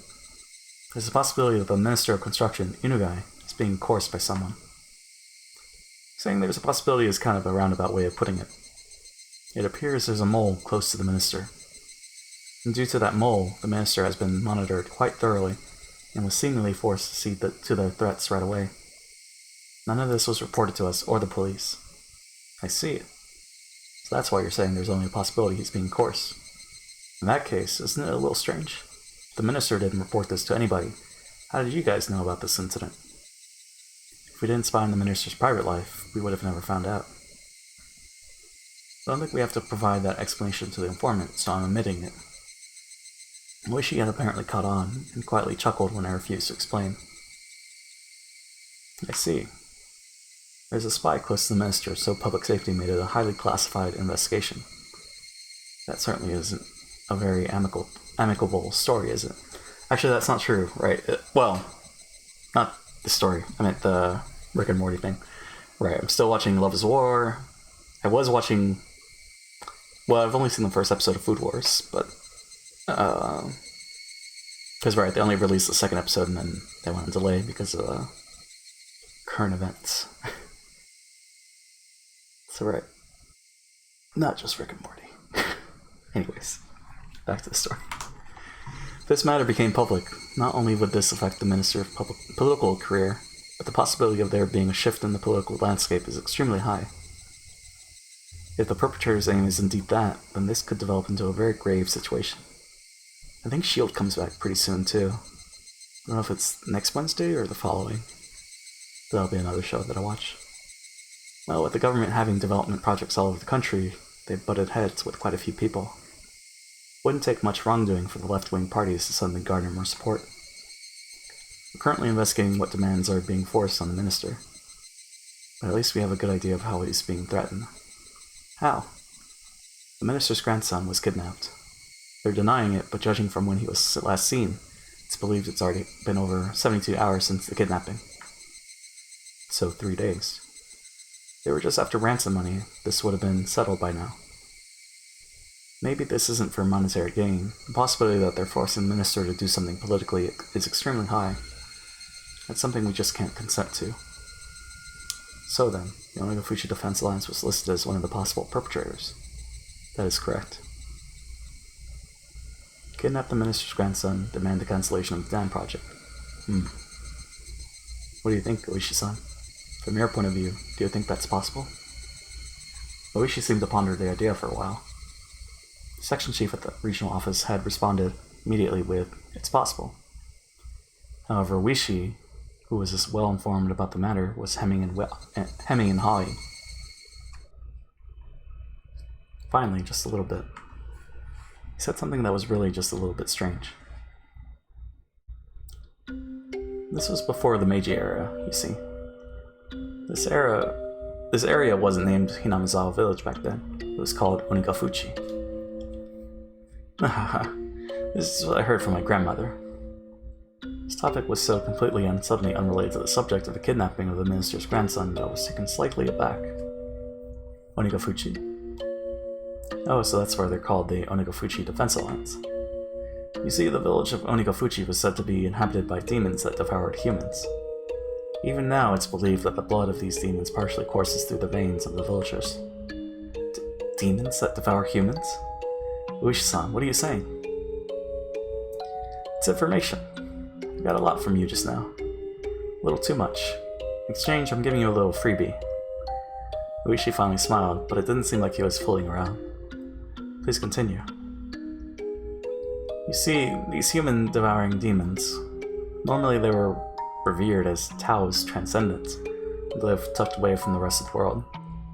But they ate people, after all, so apparently they'd go to villages in the foothills regularly and abduct their prey. They used to call that being demoned away, or onigakushi. Demoned away. It's the first time I heard such a peculiar phrase. However, I felt something slightly ominous from this horrifying tale of demons abducting people in order to eat them. Look, you know how there's the common phrase spirited away? When people suddenly go missing one day, they call it that. When the same thing happens around here, they call it being demoned away. How does that old tale relate to the matter at hand? Oh no, there's no direct relationship, I'm just making some small talk here. It's just... Ka-thump, ka-thump. The car shook. At some point, the gravel road had changed to a paved one. I was considering slamming, but this desk is so old that I don't want to risk it. It's just what? That around here, the phrase demon away is somewhat of a code for disappearances and kidnappings. I just thought I'd mention that. I don't know if this has anything to do with the kidnapping of the minister's grandson. Well, there's no deep meaning behind it. It's just, there's that little bit of history. Onikakushi, human-eating demons coming down to the foothills and abducting their prey. Then, in order to cancel the dam project that threatened to submerge the village they lived in, did they demon away the minister's grandson? Then, had they already made an example out of the minister's grandson and eaten him alive? Haha. It's a bit of an interesting old tale, isn't it? If you set foot into the demon's village without reason, you'll probably be captured and eaten alive. So don't go near Onagafuchi. Kids these days, they don't know. Kids these days wouldn't have these superstitions, would they? Even amongst the older folk in Okinamiya born in the Meiji era, there's quite a few who wouldn't heed these warnings. Hinamazawa village was feared by the people in the area. I recall that piece of information I heard from the Prefectural Public Safety Division. In any case, we're in the boonies out here. It's kind of expected that there'd be some superstitions around. Nahaha. Also some true detective vibes. Somebody from Tokyo like you, Akasaka-san, probably couldn't even begin to imagine it, could you? The man-eating demons, as a price for violating the sanctity of their village, kidnapped the minister's grandson and swallowed him whole. That ludicrous idea flew through my head. It was so absurd I was half disgusted with myself. I wish he was just teasing me. Stupid. It was all really so stupid. Come to think of it, by then I may have already been seized by the curse of that dubious village. For me to realize that would take a little more time.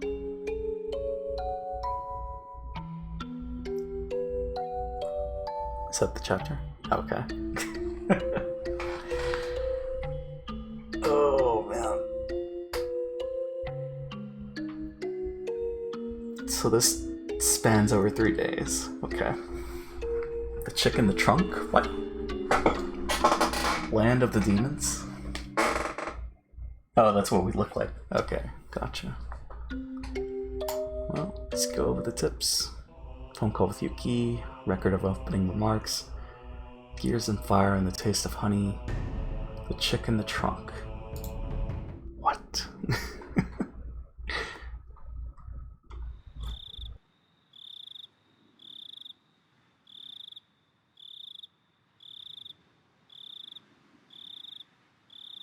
Okay. Oh, really? Oh, gotta click. It's tough when it's such a sudden assignment. Please be careful. Where are you headed? You're already there? Whenever I headed out on assignment, she would ask where. Not just Yuki, but anybody would have asked the same question. If it was a cold place, she would urge me to pack a thick jacket. If it was far, she'd warn me not to be careful on the drive over. It's just normal everyday concern that led to asking such an obvious thing. I felt sad that I couldn't answer such a run-of-the-mill question. Sorry. It's something that you can't talk about, isn't it? Please be careful. Sorry, Yuki. At some point, you started apologizing right away. Even though when you first started your job, you were all gung-ho about it. Hee. Yuki laughed as though she had realized something. At times like this, Yuki had the magical power to see right through me. It's already been quite a while since I was admitted to the hospital. Are you finally getting lonely? Don't tease me. I'm too old to get lonely. Hee. Oh, really? You actually like to be doted on, don't you?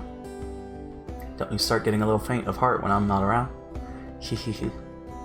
Ah, jeez. Can see the little devil horns sprouting from your head right now. You've always been like this. You can't hide it. You can't hide it. If I don't play with you, you get all lonely. I can hear your tail wagging over the phone. Hehehe.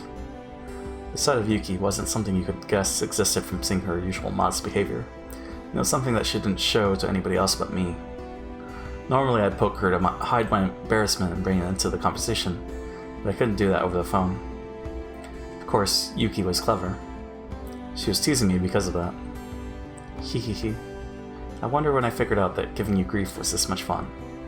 Give me a break. In any case, it's good to hear you're so lively. I know, right? Did it cheer you up? I called Yuki to keep her from feeling lonely when she was by herself in the hospital room. It's been a while since we've heard this track, right? Of course, that was nothing more than a pretense that I, being shy, had come up with. It seemed that Yuki had long since seen through that act. Yeah. Please phone again. When I'm not feeling up to it, I'll get from my father to talk with you.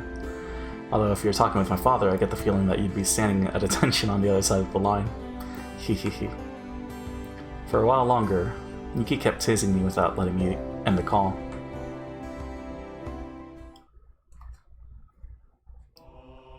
Record of opening remarks.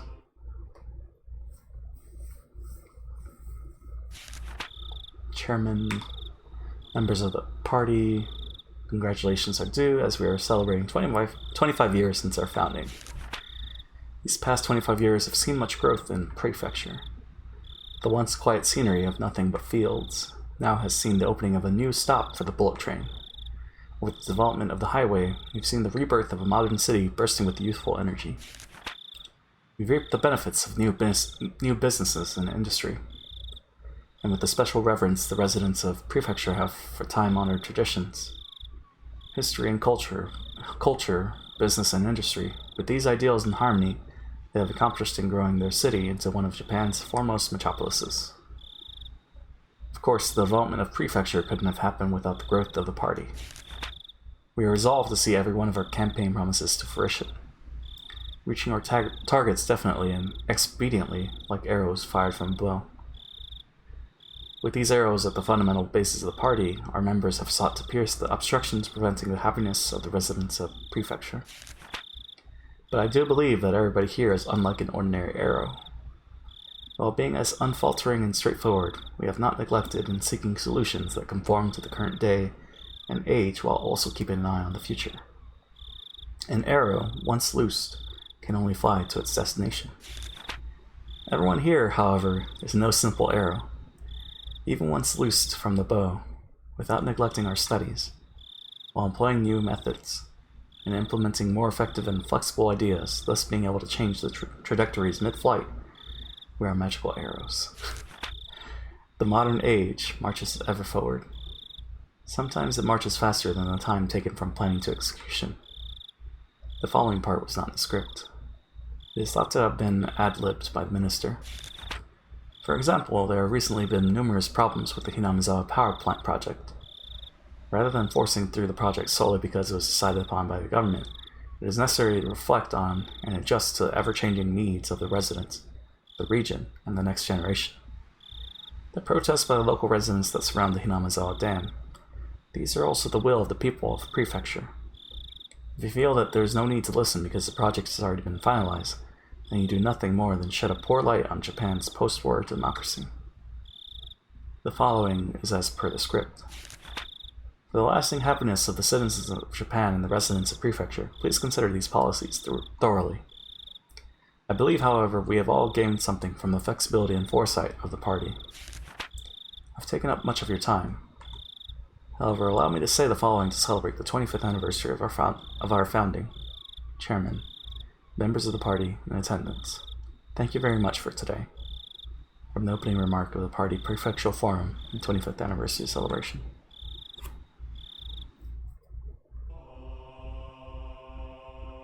Gears and fire. What? Well, this is new. The world is filled with people blessed with relationships. Of course, that doesn't mean that everyone is connected to each other. It's obvious that on the other side of the planet there are people laughing and crying who can't possibly have an effect on you. However, in the extremely limited community of the neighborhood, that sort of connection is just a matter of fact. It's quite possible that a single remarkable event could have massive consequences inside a small community. If you were to increase that in scale, a perfect stranger on the other side of the globe might become enough of a legend to have an effect on our lives. Well, it's not always that way. Like I said at the beginning, the links between people basically aren't that relevant in the grand scheme of things. Whether some household nearby is having steak or croquettes doesn't matter to me. When I put on my shoes, it doesn't matter to anybody whether I put the right one on first or the left. This much the average person can understand. But actually, in reality, this is the truth. The bonds between people are quite well defined. It's not just a matter of distance or of being far or near. For example, let's say that person A's actions have some effect on me. Even then, person B's actions could have absolutely no consequence on my life. The reverse also holds true. Just because my actions affect person A, that doesn't always mean that they affect person B as well. Let's put it bluntly. If the bonds between people are like gears in a machine, the gear that represents me meshes with some people, but is isolated from others. There are some who would try arguing against this. Those people will bring up the example of gears in a clock. Each gear indeed only directly meshes with one or two others. However, if you rotate one gear, the one next to it is moved, which connects to the next one, and the next. In the end, all the gears are moving. There is logic behind this, more than enough to convince the average person. Why is the argument convincing? The answer is simple. The relationships between people are ambiguous and can only be described conceptually. How the gears are connected and how their movements are chained together can't be used as a fundamental explanation, so it throws a wet blanket on that argument. So for the people who like that explanation, I'll use the example of the clock again to refute it. First of all, to say that this world is a singular clock would be wrong. That is, there isn't only one clock. There exist many clocks in this world, each counting their own time. If you think about it, the idea that this world is just one big clock is the height of arrogance. Even if you use the analogy of gears to explain human relationships, then you should be able to explain it using an analogy of multiple clocks unrelated to a single gear. Neighbors A and B. A is a gear that in the same clock as me, so it's best to remain civil. B is a gear in a different clock, so he doesn't really matter to me at all. That's the kind of clear distinction I'm talking about. You want to say I'm being fallacious? Well, let's change the analogy to something more familiar, so you can understand. You've probably heard the phrase, a fire on the opposite shore, sometime in your life, no? Nope. For example, if your neighbor's house was on fire, you'd probably try and help to put it out, wouldn't you? It'd be awful if the fire spread and burned down your own house after all. But what if that fire was in a town on the opposite side of a river? Would you still go out of your way to help? You wouldn't, would you? Even though it would be the wrong thing to do, there's no way the fire could spread to your own house. Even if it turned into a huge conflagration, there's no relation between the houses that would spread the fire to yours and those that won't. With this basic example, you should be able to see the difference between gears that are or aren't related to your own. Having said that, there's still a lot to think about, even without a river to divide it. After all, it's not a spatial problem like being on the other side of the river, is it?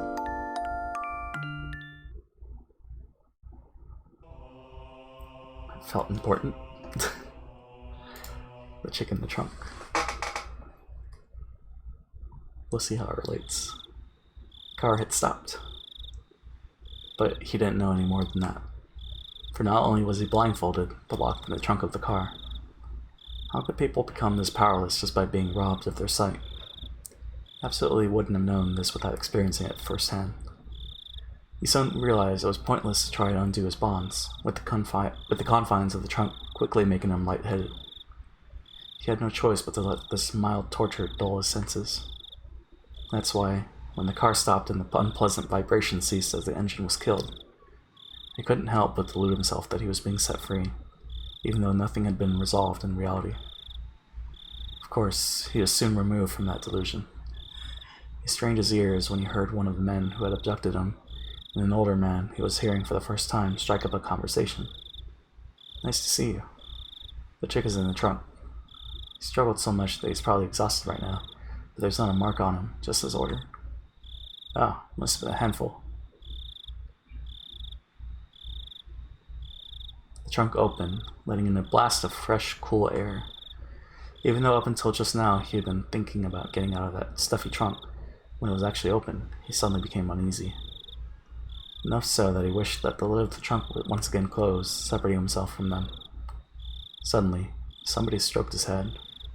Of course, since he was blindfolded, he couldn't tell if the hand was petting him or simply evaluating how easy it would be to remove his scalp. Unable to tell the difference, he could only freeze as he imagined the worst-case scenario. Poor little bugger. He's shaken. Just stay calm for a bit. The older man said that kindly as he gently stroked the boy's head. "It must be real tough for you. But you see, your Gramps is a nice man. He'll help you soon enough." Having heard nothing but the average standard dialect his whole life, the older man's distinct intonation left a deep impression on the boy. But he had no idea what he was saying. For your Gramps to register as meaning your grandfather took a while to process. Eventually, the hand that was stroking his head loosened the blindfold. He can't keep his eyes covered. If he splits his face open, it'd be bad. And with that, might as well take out the gag. He can't breathe like that. It'll be trouble if he yells. Leave him to us. Geez, you guys don't know how to treat somebody. The main family said no rough stuff. You better remember that well. Yeah, we won't do anything stupid. As long as the kid cooperates, that is. The man's hand prodded roughly and repeatedly at the boy's head. A rugged hand, unlike the affectionate one that had been stroking his head before. Didn't one of the bikers talk like that, right? Just stay cooperative. If you struggle, there's no guarantee what will happen. That cliched threat was literally beaten to his head. From Chapter 2. Chick in the trunk. Let's go and save. Actually, 140. Let's do the 5-minute BRB now because I gotta check on some things. So, un momento. I don't have an album ready, so that's fine. We'll just listen to this. BRB.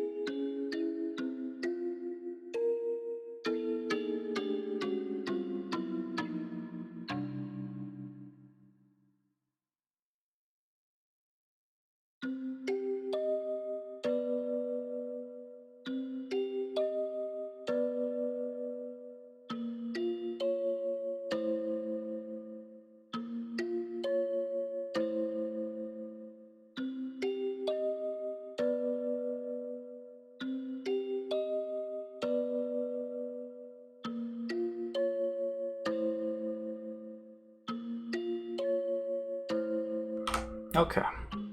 That was what, 2 minutes? Not really 5 minutes, but I mean, we're fine. We're ready. So I think we're only going to do one more chapter and then we're going to head out for today. So we're not going to finish this today. As much as I want to, but waking up in a cheap hotel in the city was by no means pleasant. I remembered when, even during the long camping trips we had during grade school, I wanted to get home quickly, counting out the days left on my fingers. Waking up this morning, I was somehow reminded of that. Was it a need to be with my wife when she gave birth? A particular type of homesickness? As a productive member of society, as a public servant bound to fulfill his duties, it was pathetic indeed. Those negative emotions faded as I downed my breakfast, which was surprisingly not half bad. The meeting with the informant that Oishi had provided would be tonight. Until then, I couldn't just be lazing around. The Onagafuchi Defense Alliance was protesting the dam's construction in various ways. Included in this was a strategy for improving public relations, which could be categorized into two major forms: combative and peaceful. In regards to the former, as an attempt to keep law enforcement in check, they appealed to the public sympathy by highlighting the oppressive and inhumane tactics of the police and the brutality of the riot squads. The latter, peaceful, route stressed how precious the natural surroundings of Hinamizawa was, seeking people who would oppose the dam on environmental grounds. As a part of that, the village of Hinamizawa had invited celebrated zoologists and botanists, as well as environmental groups, to advertise the nature surrounding the town. According to the news, in recent years there had been a group calling itself Hinamizawa Nature Watching, setting up free sightseeing tours. Tomitake? I would have liked to have taken advantage of the opportunity. When I called the village administrative offices, they responded that it was too late to put in the application for the tour, and they were still undecided as to when they'd be doing another one. I see. So there's no applications for next time. Too bad. Were you a member of an environmental group? Or maybe somebody from a magazine? No, just here privately. Privately? And you're a tourist? Something like that. It's my hobby to take pictures that display how beautiful nature can be. I read in a magazine that there were some precious nature reserves here, so I was looking forward to it. I knew there was an article that had something like that written in it, but I hadn't actually read it. Was it this ad-lib line not gonna work? However, contrary to my expectations, the person I was speaking to laughed happily. Wahaha. Then come. The village is a little busy right now, but you're totally welcome here. Wahaha. In that case, I'll graciously accept the offer. Thank you. How are you getting around? Car? If that's the case, could I ask you for your license plate number? No, there's no ulterior motive behind that. Wahaha. That's probably related to the checkpoints they'd set up on the way to the village. If I didn't give them my license plate number, I'd most likely be hindered in various ways. Thought about using the car I'd borrowed from the prefecture, but I was lost on whether it was okay to tell them that plate number. If the Onagafuchi Defense Alliance was behind this incident, there was no guarantee that they wouldn't be able to find out who I was. I had to play it safe, so I elected to refrain from using the car. No, actually I'm not using a car. If there's a bus or something, I'd prefer that. We do have a bus, actually. The route is going to be discontinued soon, though. You can take that. It departs from Okinomiya Station. Thank you very much, but look out for it. When will you be coming? Is it your first time in Hinamizawa? If it is, you must be unsure about a lot of things.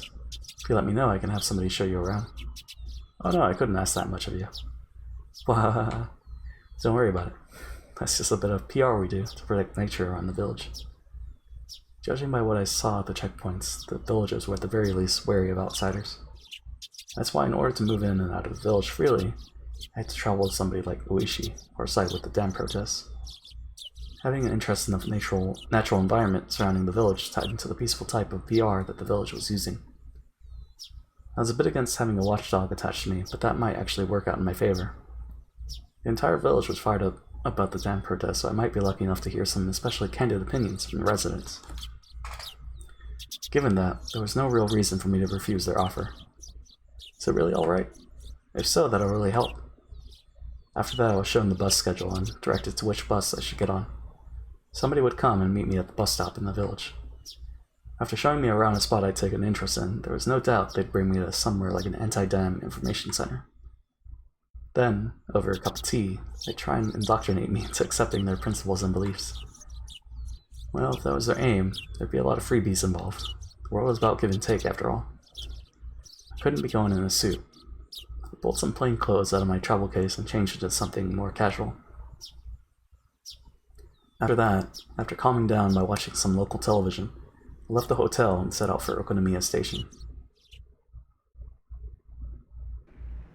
The bus route that I was told would soon be discontinued certainly didn't look that way.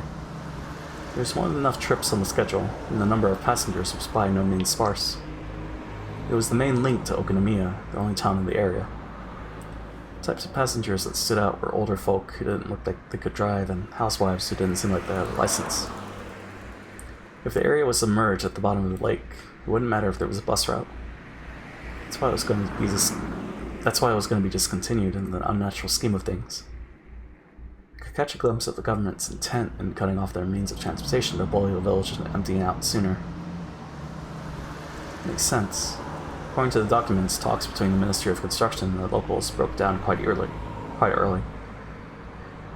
The government decided from the start to take an aggressive stance on the matter. It was like the fairy tale with the north wind and the sun trying to get the traveler remove his cloak. Even their bullying had meaning to it. The reasoning why the Onegafuchi defense alliance resisted so violently was because the government was doing unseemly things like that. I was somebody who lived in Tokyo, so for a village or two out in the boonies like this to be submerged didn't seem like a big deal. But I guess for somebody actually living here, it would be a vitally huge problem. This route will be discontinued on the... Thank you for your patronage up to this point. We look forward to your continued patronage on our other lines. Transportation. Gazing lazily at the notice of discontinued service poster inside the... Discontinued service posted inside the bus, I counted down the number of stops until the designated one. Along the way, passed through the checkpoint before without stopping. They knew what time the bus was coming, so they had opened the barricade up ahead of time. From here on out was enemy territory. My palms had at some point become coated in a thin film of sweat. Now arriving at Ukita Waterworks. Are there any passengers disembarking? I hurriedly pressed the stop request button as the designated stop was announced. For none of the numerous passengers to be getting off here meant that it must be quite a remote place. In actuality, the stop I got off at was so abnormally run down that I could tell it was barely used. As soon as I stepped out, an intense atmosphere completely different than the interior of the bus assailed my body. Right now, Oishi or Motodai weren't beside me. That's right. At present, I was alone in the middle of enemy territory. My adversaries probably thought I was just an ordinary tourist, but that was nothing more than a ruse. But if by some mistake my true identity was to be exposed, it brought back the terrifying words that I'd heard at the prefectural office, that if somebody was attacked in Hinamazawa with a knife, there wouldn't be any evidence left behind. I didn't seem suspicious, did I? My clothing was currently casual. It was exactly the type of clothing that a city slicker that viewed the countryside as a wholesome getaway would wear. Camera and knapsack. Inside were various things needed for hiking. It was still only June, and maybe it was unusual, but the sun was shining down like it was already the middle of summer. The fact that I didn't bring a hat must seem odd. No, it wasn't something to be that concerned about. It's alright. No, it's just normal tourists. Just normal. Was there anything suspicious about me? Asking that, as I turned around to look at the bus that was departing, all the passengers by the window were staring down at me, silently. They were staring right at me, as if they had seen right through my proud little outfit. Just staring, looking down on me. Countless stares rained down like needles on me from windows open to the air out the bus. All that rained down were stares. None of them were saying a word. But all the more, their silent stares told me more than a million words could. Hurry up and go back to Tokyo, you outsider. No, There was no reason for me to speak. My quiet voice was drowned out by the sound of the engine. The bus, as if to torment me, set out slowly, and after doing more than enough to intimidate me, sped off. A thin film of sweat began to rise from my entire body. According to the documents, it was a village that seemed wary of outsiders. Its population was small as well. If they saw an unfamiliar face, they would be quick to identify that face as an outsider. Top of that, nobody else had gotten off at the stop. It was a bus stop that they normally just passed on by. Somebody actually getting off there was no doubt that had drawn some attention. But this wasn't a slip-up. They were the ones who directed me to get off at this stop. There was nothing to worry about. I knew that I was just nervous, since this was my first undercover assignment. My more seasoned colleagues referred to us as the new generation that didn't know how to lose their cool. But that wasn't true at all. Phew. In order to calm my breathing down, I exhaled the unpleasant air residing in the pit of my stomach. I couldn't help but pray that my apprehensions would disappear like the white clouds of exhaust expelled from the bus. There was a small shed there to serve as shelter if it rained, and it was there I decided to wait. Inside the shed, one wall was plastered with posters advertising the dam opposition efforts. It was like the heartfelt screams of the villagers were recorded on that wall. Inside that shelter, I felt an inexplicable pressure. It wasn't like I had any real relation to the dam project, but it still made me feel hesitant about being inside there.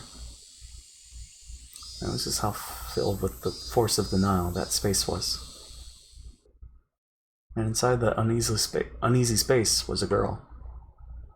Inside that shed, covered in words written in broad brushstrokes berating the policies regarding the dam, calling for action, there was a girl sitting there with a drowsy gaze, as if half asleep. The two images clashed so much that I could only stand there dumbfounded for a moment, trapped in such a surreal environment. Which girl is it? If I stepped inside, who knew what kind of oafish noises I would accidentally make? I couldn't be disturbing this girl's slumber like that. Having thought this, I gave up on entering the shed. He's just a sleeping kid, so why was I so worked up about it? Finally, I realized. This girl, to us as a married couple, was the very image of our ideal child. Even after numerous examinations at the hospital, we didn't know for sure what our child's gender was. Whether we could tell if they were a boy or girl was in the end dependent on whether or not we could get an image of their genitalia. There was, of course, no guarantee that it was a girl, but with things the way they were, the possibility was high. Even so, Yuki had been saying that the chances that it was a boy or girl were even. But in my heart, I already decided that our coming child was a girl. Since the day I decided that until now, it was so fun to imagine how our child would grow up that I couldn't help myself. Amongst those numerous things imagined forms, the one that I thought to be the most ideal had materialized right in front of me. Of course, a little of it was due to the circumstances. In my ideal image, her hair would be on the short side. The girl in front of me, though, had long hair. It was almost as if somebody had taken my ideal, made some small adjustments. It certainly wasn't something unpleasant. Even so, I felt like I was selling her just by looking at her like that.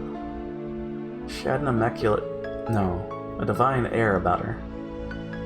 Rika? Wah. The girl with an angelic smile, with a yawn wide enough you could see her molars, woke up all of a sudden.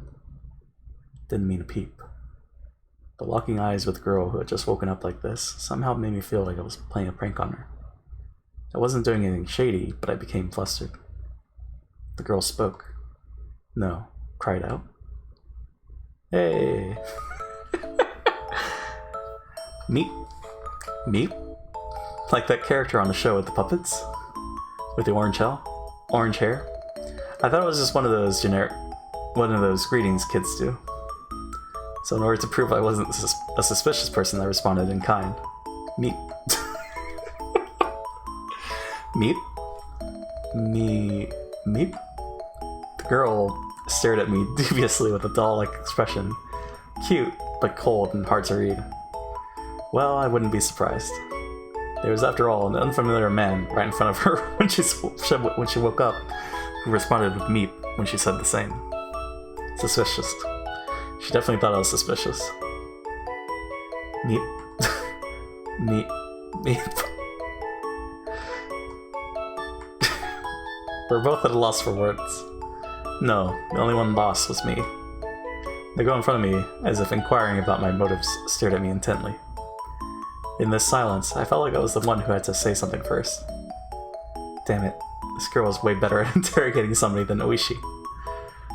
I'm not anybody suspicious. I'm... Nipa! Nipa? Nipa! What I could only have described as a cold expression suddenly blossomed to a smile, one that seemed infected me. You might be familiar with the term angelic smile to me. It was like that phrase that was created just to describe the smile she gave me. The girl smiling while saying Nipa probably wanted me to return the favor in kind. That's right. This was a kid's form of communication. So wait. This is like 6 years. So she's like 6 years old right now. Having the other person emulate what you just did was a rudimentary form of mutual understanding. Nipa. Nipa? It was a beautiful afternoon in the early summer. No, I did it wrong. What was I doing? Nipa! Nipa? Well, whatever. This is interesting in its own way. This is like the coffee and green tea. If making somebody happy with just a smile was the work of angels, then this girl was definitely one of them. I couldn't help but pray that my own child, who was soon to be born, would grow up to be like this girl. That strangely gentle moment was finally brought to the end by the arrival of the car. No wait, 1978. So 5 years, so 7 years old. An older person waved at me from the driver's seat, a dry smile plastered on their face. Hi there, good afternoon. Sorry for being late. You're the tourist who phoned yesterday, right? Yes. Sorry to keep you waiting. I'm running a little behind because of the farm. Hop right on in. Looks like the weather isn't going to hold up for much longer, so I'll show you around real quick. Huh? The weather? It changes fast around here. There'll probably be evening showers again today. If that happens, you won't be able to take any pictures. Come on, get in. Meet. Turning around, the girl was standing right behind me with an intrigued expression. Her body language somehow reminded me of a stray cat that followed you around after you played with it a little. So charming. Well, if it isn't Rika-chama. Praise be. Nipa! A girl named Rika, with an immaculate smile, and an old man praising her while rubbing prayer beads in his hands. It was a rather mysterious sight to behold. Are you gonna work, Makino? It's not exactly work, per se. I was asked by the mayor to show around a youngin' who came to the village for some sightseeing. A youngin' who came to the village for sightseeing? The girl, Rika-chan, said that with a smile. She clung onto my arm. Well, yeah. Heard that this village is surrounded by a precious nature preserve, so I very much wanted to record that with my camera. Even though I look like this, I really like to take pictures. Tomitake Mark II. Huh? Tomitake? Huh? Makino, is it okay if I come along too? I couldn't. You could come along, Rika-chama, but there's nothing interesting to see. You should go play near the shrine or something. Meep. A distinctly displeased expression creeped across Rika-chan's face. Being able to show one's emotions honestly on their faces was a privilege young children had. If it's not too much of a problem, could you bring this child along with us? When I said those helpful words, another smile spread across Rika-chan's face with another Nipa, as she clung to me again. Not bad at all. I want this girl to call me Papa. No. Father. Dad. Daddy. What am I doing? Ever since I met this girl, I was completely off my game. Just calm down. Nothing I can do, I guess. Rika-chama never listens even if you say no. Come on, hop on in. Come now, Rika-chama too. The old man descended from the driver's seat and opened the sliding door of a van, which had Onigafuchi Alliance Town Council stenciled on the side. Rika-chan brushed me aside, dove into a seat, and began bouncing around right away. It seemed like she was thoroughly enjoying the bouncy springs. Come on now, Rika-chama. If you're like that, our guest can't sit down. Hey, Rika-chama. Huh, girls are nice. I wonder if my child will play around like this too. No, no, no, no, no. It was written in that guide to raising a child that you shouldn't dote on them. Kids are kids. You don't raise them strictly without spoiling them. It's soft and springy. Nipa. Nipa? I'm definitely going to be a terrible father. It was decided that I would be a doting parent before my child was even born. Well then, sir, I'll show you around some places that I think look nice. Have you eaten lunch yet? Yeah. I had a light meal at the hotel. Is that so? Well then, let's get going. We're setting off on a tour of Hinamizawa. Yay! Is it alright if I call you Rika-chan? Sure. My name is Rika Furude. I can already do addition in the tens digit. Oh, is that true? That's amazing. I don't count on my fingers. I can do it all in my head. The way she insisted upon that was just too cute. At some point, the nervousness I had about being alone in enemy territory had evaporated like it was never there at all. I had to be at least a little thankful that I met this girl. Well then, let's get going. It's time for Hinamizawa nature watching. The old man stepped on the gas with a great deal of gusto. Whoa. New theme.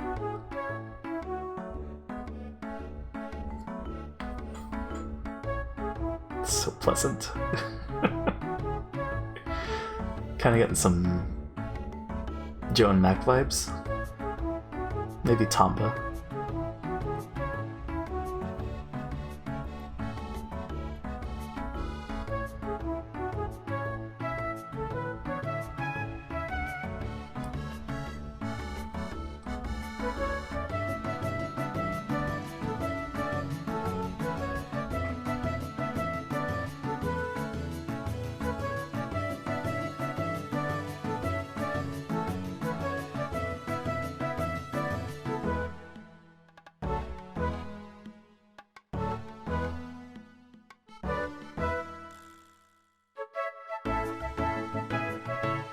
What is going on? Just showing off his photography.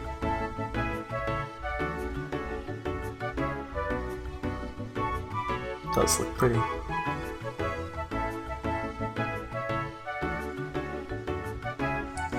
The old man, who is apparently named Makino, was he the same Makino that was listed as the auditor of the Onigafushi Defense Alliance?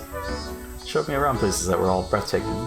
Even though I wasn't really here for sightseeing, I couldn't help but be impressed. First of all, this is different from the simple scenery of a city.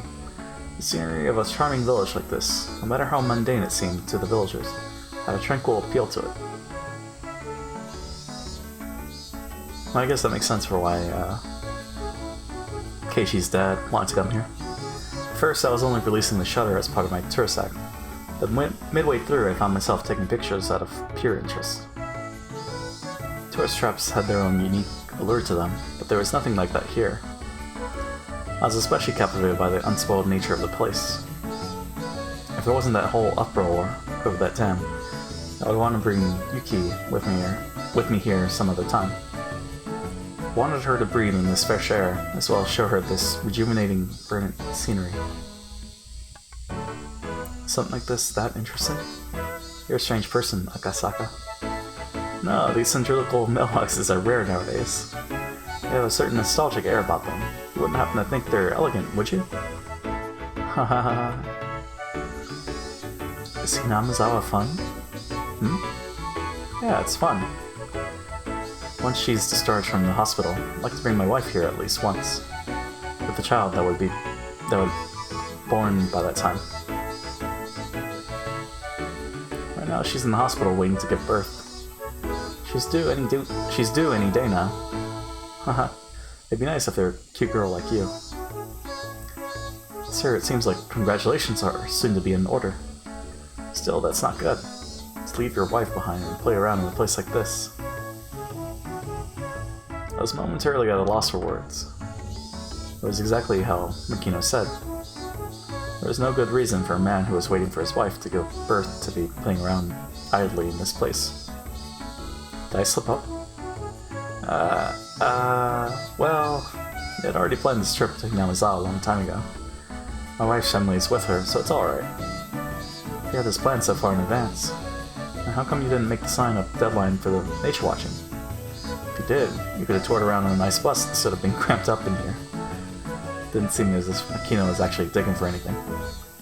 But if this conversation continued any longer, it would put some unexpected holes in my cover. I halted the conversation by pretending to take another picture.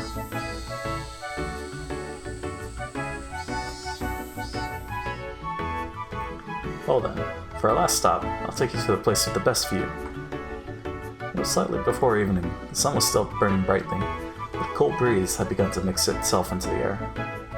It seemed my exploration of Hinamizawa with Rika-chan was just about done. The place with the best view? Well, Rika-chan, where else could it be but that view from around the shrine?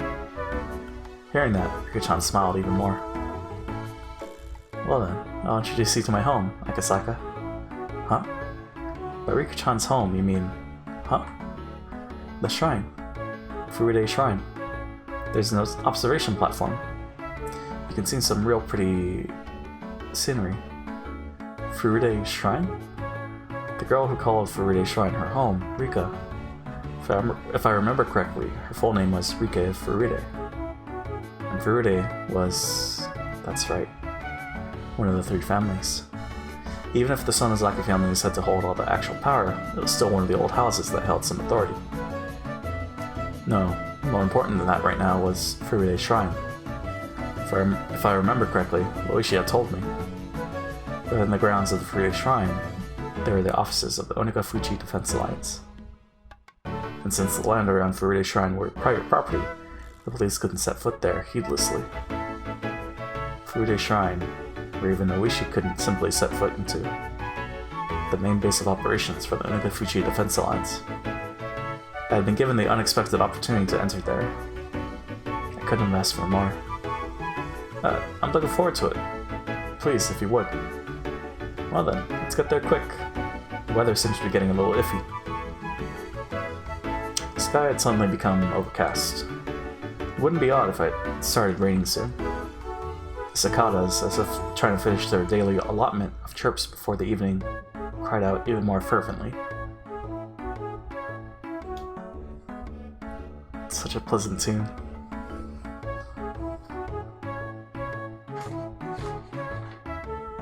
So wait, it's June in 1978, right? So does that mean we're going to see what Tanagashi? The van stopped in the shrine's parking lot. Also parked there were numerous other vans with loudspeakers mounted on top of them to act as makeshift propaganda vehicles. On the side of each vehicle is scrawled, "The dam project must be demolished. Defend our homeland to the last. No Oyashiro-sama's anger," or a slogan of a similar kind. They gave a feeling that even without using the loudspeakers, there was enough to overwhelm any onlookers.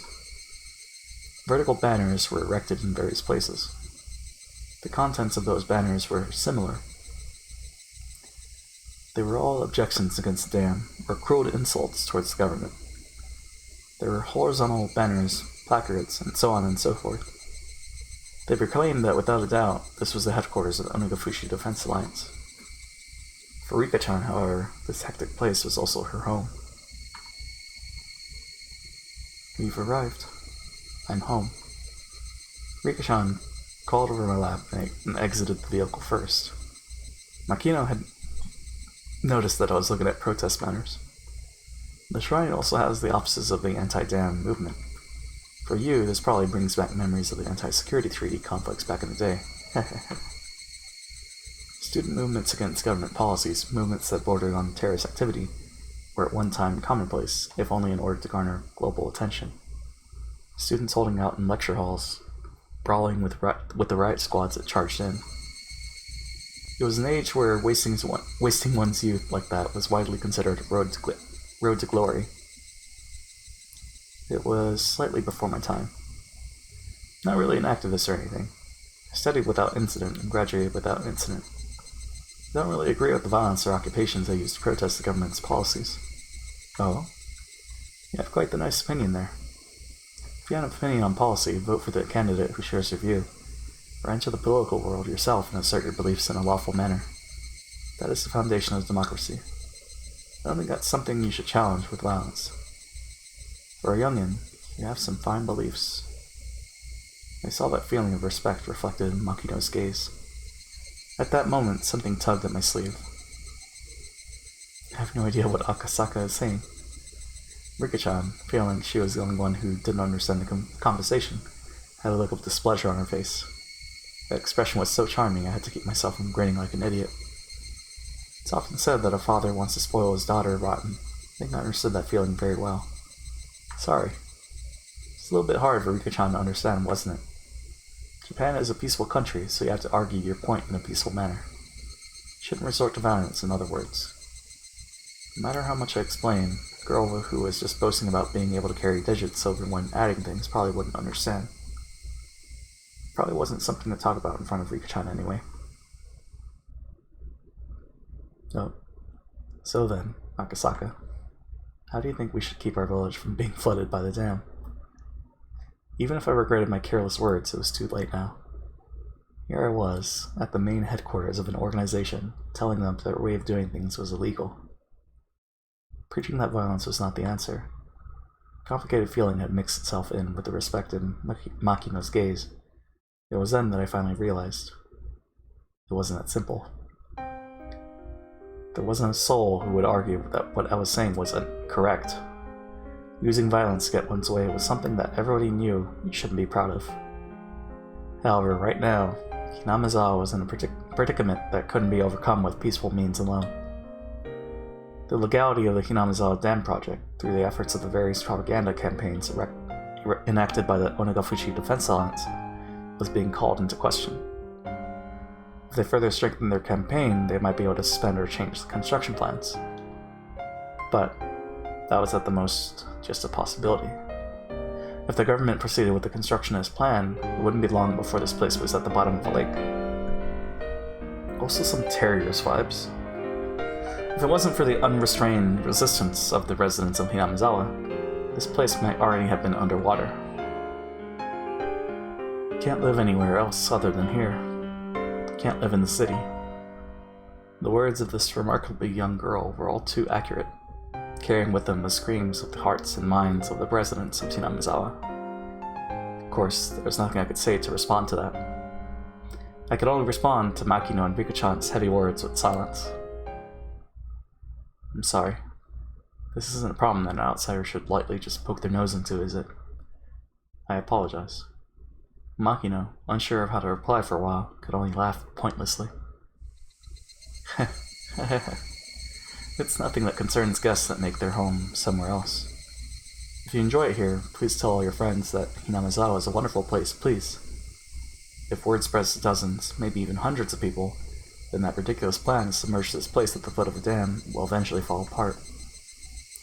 We followed that with a smile that said, please don't think much of it. Makino, letting me not worry that much, really was a stroke of good fortune. Becoming infatuated with the idea of making friends with the little girl had made me completely forget my apprehension at being in enemy territory. Being reminded of this right before I was going to step foot into their headquarters might have been a good thing. If we'd had this exchange in the middle of their office, if there was a short-tempered youth in there, they might have come at me. Thinking of how extreme they were, in the worst case, my life could have been in danger. Hi, is it a Doki Doki-like? Maybe? Maybe not that far. Also, how's it going about Balthazar? It seemed that I looked quite despondent at that moment. Makino, thinking he had said something wrong, became flustered, trying to think of a way to improve my mood. I was a bit careless just now. I'm very sorry. No, don't worry that much about it. The sights he showed me around the village were all beautiful, wonderful places. I really do want to come here one more time. This beautiful village is going to be submerged at the bottom of the lake. I can understand why you would fight so desperately. I had somehow managed to use my despondent look to change the topic in my favor. After a bit, Makino had returned to his usual high spirits. It seemed he believed I completely sympathized with this point of view. Now, let's save the talk at that for now. There's a place around here with a really great view. Let's go, Akasaka. Rika-chan, seemingly happy to be free from all the boring and gloomy adult talk, bounded up the stone steps. There was no real need to run, but in order to catch up with her, I also darted up the steps. There are several tents belonging to the town council erected on the shrine grounds. Inside the tents were several folding tables and chairs, and a number of the older town council members were livening things up with chit-chat. They weren't saying anything incendiary, like the dam project must be destroyed. It was just some relaxed, idle chit-chat between local geezers. The normal sort of calming scenery. At the entrance of a shed that looked like a meeting place, there was a large sign erected with Onigafuchi Defense Alliance headquarters written in bold brush strokes. That was their base of operations. To be honest, it was a bit of a letdown. If you ask what I had been imagining, this is a bit embarrassing, but I thought it would be something much more dramatic. With barbed wire fences and barricades. My first impression of the place, though, was completely different from that. It looked like a simple backwater town hall. It didn't look like anything other than exactly that. The old folks who were chatting had noticed Rika-chan's presence. Well, isn't it, Rika-chan? It's time for little kids to head on home. This is my home. The old fox guffawed, since she wasn't wrong. From that exchange, I could tell that this Rika Furude girl was loved by everybody. Makino-san, who's that? The tourist who phoned? That's right. This is the mayor of Hinamizawa, Mayor Kimiyoshi. He smiled brightly, but there was no mistaking he would be scared if he got angry. By the looks of things, this old man was the president of the Onigafuchi Defense Alliance, none other than Kichiro Kimiyoshi himself. Welcome to Hinamizawa. What do you think? It's a quiet and relaxing place, isn't it? Yeah. I was able to appreciate a multitude of beautiful places throughout the whole day. Thankful for being granted this rare opportunity. Even though you're one of those youngins, you're quite the gentleman. Kichiro, I want to show Akasaka a cool place. Thinking that the formalities between myself and the mayor had gone on for too long, Rika-chan butted into the conversation. For her to call the mayor by his first name, I felt it was a little strange, but none of the villagers seemed to mind. A girl of the Furude household, one of the 3 families. She was probably different than the average villager. Akasaka, over here. Rika-chan tugged at my sleeve.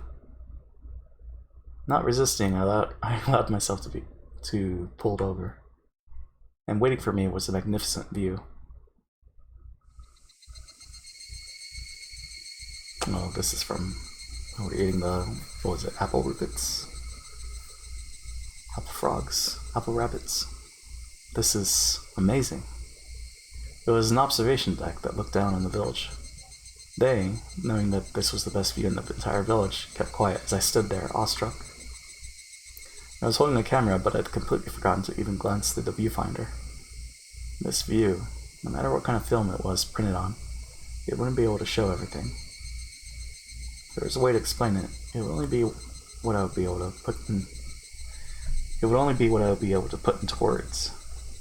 It was just such a breathtakingly spectacular view that I struggled to find a comparison.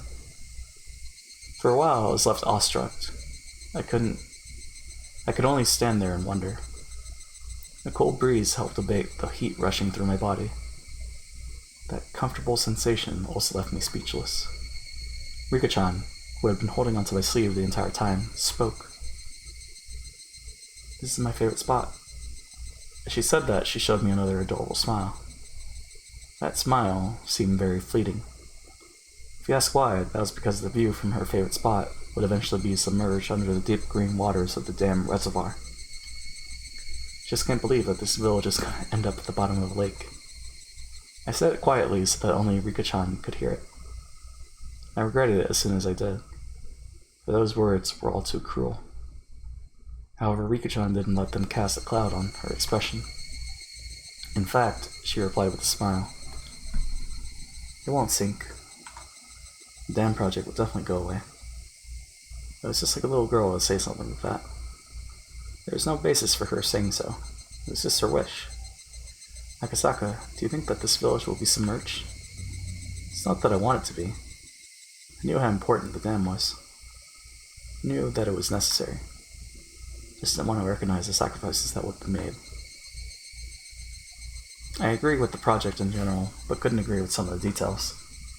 But if it meant that this girl's beloved scenery would be taken away from her, I might be able to object to the dam.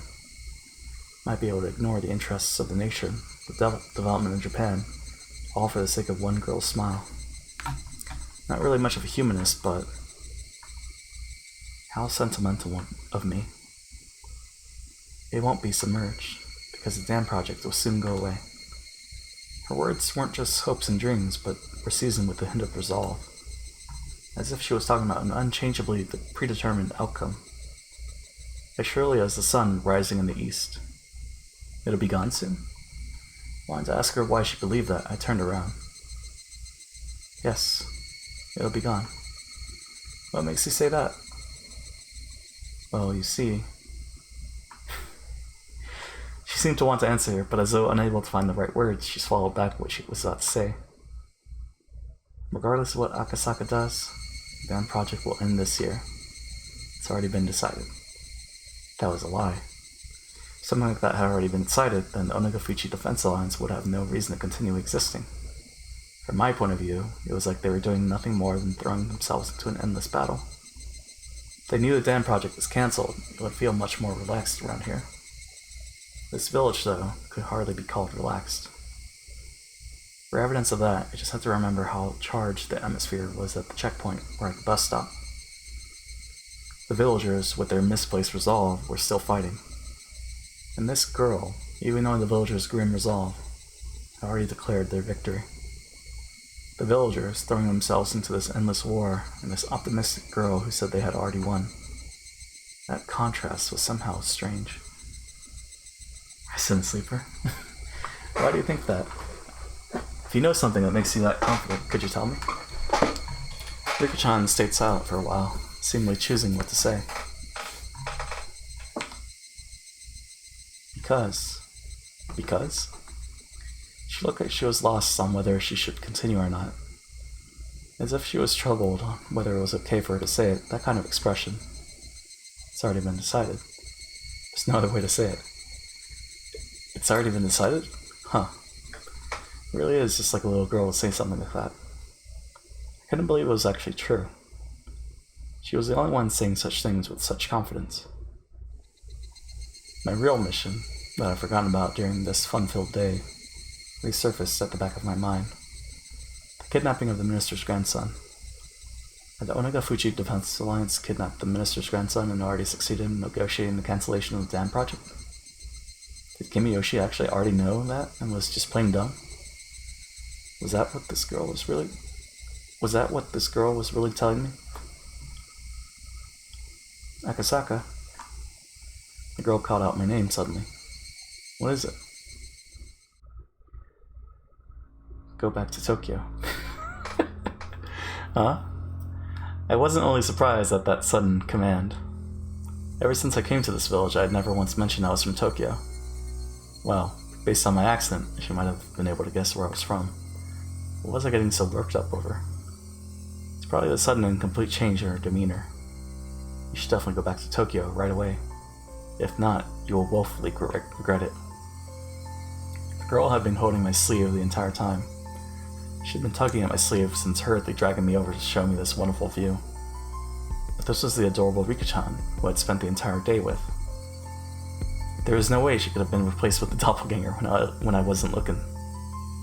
She had been holding onto my sleeve this entire time, but somehow this girl was someone other than Rika-chan.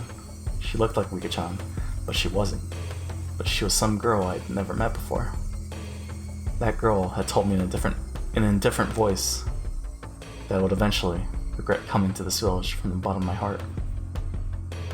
That would be an incredibly pathetic thing to see, so I thought I'd warn you right now. Why would I come to regret it? Stop whining. What? I couldn't believe that I was hearing such cold words come from Rika-chan's mouth. I just couldn't believe it. Was somebody impersonating her, using ventriloquism or something? Thinking that, wanted to take a look around, but the girl's gaze had me pinned down, making me unable to move. When you tried crossing the road when the don't walk sign was up, did your parents finish explaining why it was dangerous before pulling you back to the sidewalk? They'd pull you back right away, wouldn't they? They'd pull you back before explaining why it was dangerous, wouldn't they? In other words, it's something like that. The girl I had spent time with, Rika Furude, would not speak like that. She would speak with a cuteness befitting her age, with brief childish remarks, expressing her emotions honestly. She definitely wouldn't speak with such pointed words. I've warned you. Don't get the wrong idea. It's not like I'm saying this because I hate you. You don't need to tell somebody who's better off dead that they're in danger. Who are you? You're not Rika-chan. Oh. Tee. As soon as I accused her of not being Rika-chan, she let out a strange, quiet giggle. It was a laugh not befitting a child of her age. It was like she was possessed by something. Her change was just that total and complete. Was Rika-chan being attacked by some terrifying phenomenon? An occult idea came to mind without any sort of hesitation. Rika-chan is acting strange. Somebody, help. Thinking that I yelled that, I turned to where the mirror was. I immediately realized he was looking at us with a smile. That's right. To him, it looked like nothing more than me and Rika-chan fooling around. He didn't notice that there was something terrifying happening to her. Akasaka is such a coward. Tee. The girl had obviously grasped that I was afraid. Noticing that and calling me a coward, she laughed again. That cackling girl, approaching me in a strange manner while still laughing, lost her balance and fell flat on her face. Rika-chan fell down. If it was just a while before, I would have extended a hand to help her up without hesitation. But now, extending a hand to this ominous girl who looked like Rika-chan but wasn't, required a bit more courage than I had at the moment. Neat. The girl cried out thus. She then squirmed upright and dusted herself off. Afterwards, she looked around restlessly as a blank expression crept across her face. You've got to be kidding me. Was she making fun of me? That way of acting. It was as though, after being possessed by something, she had lost her memories of what happened. You're joking, right? Rika-chan? Neat. I don't know if Rika-chan had heard me or not. She just cried out like that, as if questioning herself. Hey, mister. Rika-chan too. Tea's ready. There's some snacks too, so please come and have some. An old lady wearing a smock was waving energetically from the entrance of the office. Hearing that there were snacks, Rika-chan's expression changed. Yay! Carefree smile. That was a familiar smile, the one that belonged to the embodiment of my ideal daughter. Any hint of the creepy girl that was just there, spouting sinister words, had vanished. Come on, Rika-chan. Wash your hands first. There aren't any manju here for dirty hands. I'll wash them real good. Meat. Rika-chan responded with vigor, running off to the washing station that was along the side of the office. She stopped halfway, turning around to call to me. If Akasaka doesn't hurry up, I'll eat a share of manju too. They're steaming fresh. People who don't wash their hands aren't allowed to eat any manju. No matter how you looked at it, that was Rika-chan. Those words and the way she said them, no matter how you heard them, they were definitely Rika-chan's. Come on now, mister. You're the adult here, so show her how it's done. The old lady urged me to wash my hands. Without any resistance, I lined up beside Rika-chan at the wash station. Splish splash. I stared at Rika-chan, intent on washing her hands properly, like she had probably learned at school. Meat? Did I do something wrong? Huh? By wrong, you mean how I'm washing my hands. I only got 4 gold stickers for it. Probably bad at washing my hands. You're not doing anything wrong. For washing them that carefully, that's more than enough. But it's not, Akasaka. If you don't use a brush and clean out the dirt underneath your fingernails, you won't get a gold sticker. Hmm. Rika-chan, you're very diligent. That's something to be proud of. Nipa! I was praised by Akasaka. No matter how you looked at it, it was Rika-chan. There's no trace of that girl from before. Exactly what was that sinister girl? Rika-chan, what was the meaning of what just happened now? Just now you told me to go back to Tokyo, didn't you? Did I say that? I was at a loss for words. She didn't remember what that girl just now had said. Like I would ever believe something as occult as that could happen. Like I would ever believe that Rika-chan could be possessed by that strange girl and say those creepy things. Rika-chan, you definitely said that. Her expression told me that. Despite my saying so, she had no idea. She wasn't playing dumb, she actually didn't know. Exactly what was that just now? Just as Rika-chan had, I let a look of confusion creep across my face. The two of us, both looking like we had no idea what was going on, must have certainly been a humorous sight to behold. While partaking of tea and snacks, I was shown a propaganda film shot by the Defense Alliance that highlighted their resistance efforts. Older folks talked passionately on how long and grueling the fight against the dam was, but they fell on deaf ears. I was transfixed by Rika-chan, who had heard these stories countless times before, and was nodding off. Eventually, Rika-chan noticed I was staring at her and smiled as she rubbed her eyes. That smile was Rika-chan's, after all. There was no hint of that sinister shadow. After that, my unreasonable fear of Rika-chan lessened with the passing of time, but I could by no means forget what had happened. It eventually grew dark. The mayor said that they had prepared dinner, but I said I would come again tomorrow and took my leave. I had to return to the hotel and file my regular report with the section chief. I see. Well then, please come again tomorrow. If you phone, we'll send somebody to pick you up right away. Appreciate your hospitality. I'll probably come again and enjoy myself tomorrow. Yes, please do. It seems that Rika-chan has taken a pretty big liking to you. Akasaka, are you coming again tomorrow? I finish after 5th period, so if you could come at around 3 o'clock, that would make me happy. Please come again. That pure smile urged me to do so. There wasn't a trace of that evil aura. Depending on what happened next, all that might end up as nothing other than my hallucination. Thinking about it logically, if the daughter of the Furue household, one of the 3 families, had taken a liking to me, then this was a strong foothold for my investigation from here on out. It was like a free ticket for a reason to visit Hinamizawa. Only I could treat that little incident as a figment of my imagination, then having this girl, who was the embodiment of my ideal daughter, grow so attached to me wasn't bad either. I had successfully dove into the belly of the Onigafuchi Defense Alliance, and had the mayor as well as other important members of the alliance welcome me with open arms. This was a great turn of events. However, I still felt uneasy. Getting back to the hotel, I forced down an almost painfully cold beer until I could clear my mind. The shock from that incomprehensible, strange incident continued to torment me. Is that it? Oh, man. What a fun day.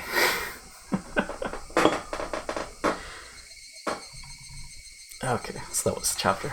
Going smoothly, while like rainy days, barley tea and black tea. The terrifying shrine girl. It's a short tap. It's kind of short. It was like, what, 40 minutes?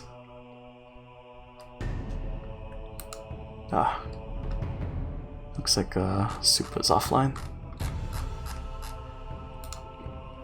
Leech is offline? Oh no, he's still alive. Or no, did he just end? Okay. Well, we're not rating anybody. Also, what? Shion? Coach? Barley tea and black tea and millstone. Let's get it going smoothly.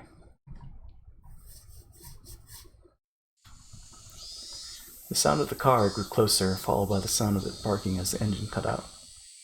At that moment, his hip until now lackadaisical footsteps grew to decisive as the man in the room dashed up to the wall beside the window and carefully peered outside. It was his comrade's car.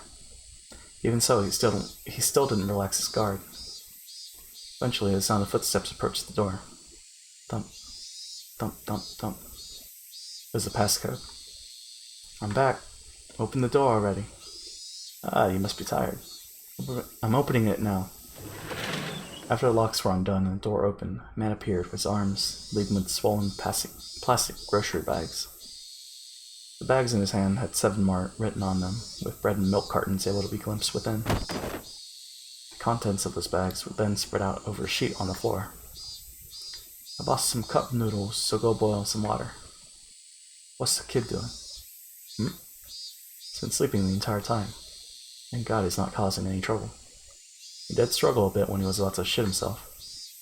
Don't let him crap his pants. It'd suck if it started smelling like an outhouse in here. Yeah, I know. Check the gag every now and then. We don't want him to get loose, so keep it tight. But not so tight that he stops breathing. He said I know. Huh? Didn't I ask you to pick up another can of gas for the portable stove? We're out. You never asked, you idiot. God, seriously? Come on, work. Damn it. He rattled the portable stove as he struggled to get it to light.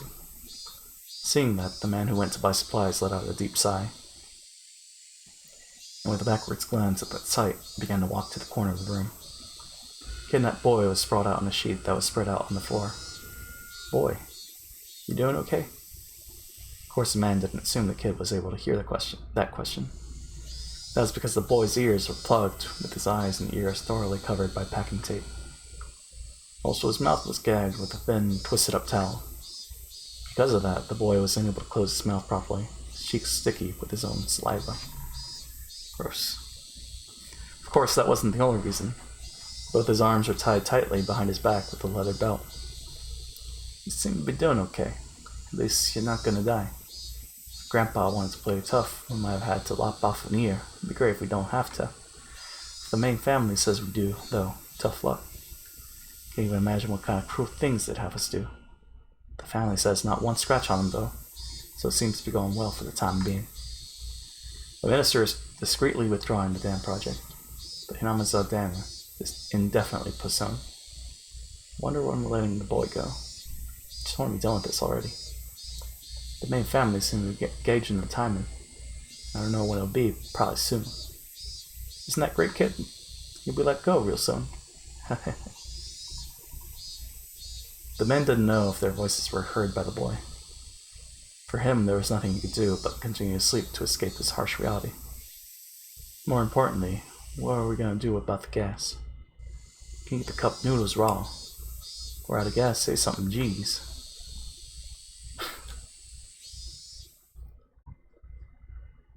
Why I like rainy days. Who's this story? The weather forecasts had predicted that it wouldn't rain at all this entire week. It's not that I hate sunny days or anything. When every day is the same, unchanging sunny weather, however, anybody would long for a rain cloud or two. If it's simply clear skies for a week, a month, or a year, anybody would long for a rain cloud or two. The weather specialist said that they had carefully scrutinized a large quantity of past data, so it wouldn't be so likely for the forecast to be wrong. I knew as much. But even then, there was occasionally a day where I was hoping that it would be wrong as I stared up into the clear blue sky. Was I being mischievous in hoping so? I waited and waited, feeling almost suffocated by the boring blue sky, undisturbed by a single cloud. If I died from that suffocating feeling, then the population of Earth probably wouldn't have increased to this point. In other words, the only person who was being suffocated by this was me. And so, I welcomed the summer evenings, where not even the weather forecast could predict a sudden shower. If I were to explain it like this, would you understand a bit more about how I feel? Inside Keiichi's house. I said that tonight's dinner was going to be curry rice, but when you were called down to the dinner table, what was waiting for you was instead an eggplant and bell pepper stir-fry. This is on your mother's whim, by the way. I'll be delighted by such whimsy. I don't really like eggplants or bell peppers, but still, I would be delighted. The fact that the pre-established routine of curry rice had been broken would be amusing. If tonight was repeated 100 times and 100 times you had to eat curry rice. If for just this one night, that was changed to an eggplant and bell pepper stir-fry. There's no way you could enjoy that chance happening. I hate pre-established routines. I really hate when things are all decided beforehand. I have no love for boredom. I always get my hopes up that something today will be different from yesterday, no matter how trivial. It's been decided that this entire week starting today was going to be clear skies. The weather forecast decided upon it, so the god of weather must also feel obliged to do so. But who's to say that a rain cloud might not just show up one day on a whim? It's something that nobody can say for sure, but because that thought remains in this world, creatures such as myself can continue living without being suffocated. Tomorrow will probably be a hot and clear day. However, I'm the only one that knows that predetermined fate, even with but a slim 1% chance, sometimes changes. Hoping for that 1%, I hung up upside down, weather charms on my sunlit eavesdrops. In the end, I spend my days waiting for those unexpected things in life to happen. I pondered why I was hoping for it. Why was I hoping for a rain cloud? The answer was simple. I had my fill of clear skies. Then why was I hoping for a rain cloud? The answer was simple. The fact that it was going to be sunny tomorrow was boring. So why was I hoping for a rain cloud? In the end, it doesn't really matter whether it rains or shines tomorrow. Basically, it was just that the rain would water my heart, which was withered from boredom. So rather than a TV drama where the plot's already been decided, I prefer to look up at the sky.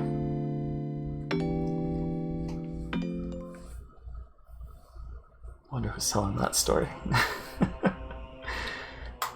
Barley tea and black tea in a millstone. Your blood pressure has improved. For you to recover this quickly at your age, I'm rather impressed. At this rate, you'll still be kicking after a couple hundred more years, or your son. The young doctor in his medical coat said that as he undid the blood pressure cuff from the arm of the old woman tucked away in their futon. You're a very good physician, Dr. EDA.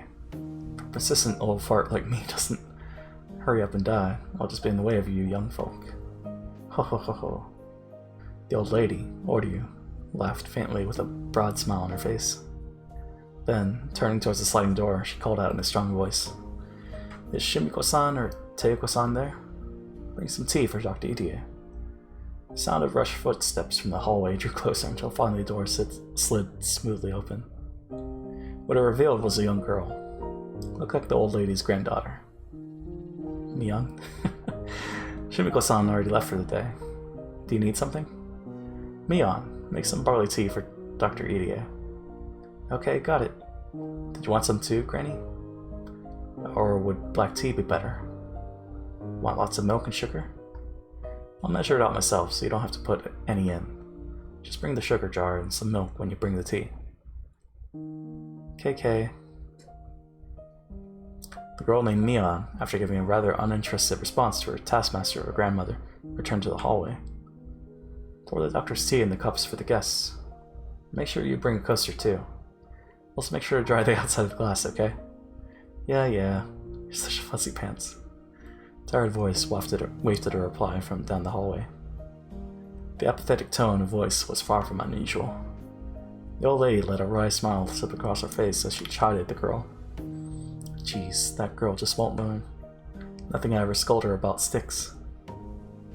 Now, Ori-san, you don't have to say that. Mion-chan is doing her best in her own way, even though she's so young. Her mother was the same way. Couldn't teach her anything. The apple doesn't fall far from the tree. Haha. So her mother's mother must be exactly the same, no? The old lady burst out laughing. Her expression showed her she hadn't taken the comment the wrong way. Dr. Irie, I'm sorry, but could you open the doors for me? Seems there's a nice cool breeze outside. The cool chirping of a Higurashi had at some point started leaking through the gap in the doorway. Irie stood up and opened the door a bit. The refreshing breeze pushed up the stale air that had built up in the room. It's gotten fairly hot during the day, but the evenings are still rather cool, aren't they? It was almost downright chilly last night. Yeah. Those types of mornings and evenings are another one of Yamazawa's fine points. Irie replied with a smile as he returned to sit on the cushion beside the old lady. And then the two of them, for a little while, soaked in the voices of the Higurashi. I'm gonna try and live to 100. Until the business with Dan is proper finish. I ain't kicking the bucket just yet. To get the government to withdraw a decision they've already made is a fairly difficult thing to do. The way this country does things is like turning a millstone. A heavy one at that. A millstone? Don't you know? A millstone.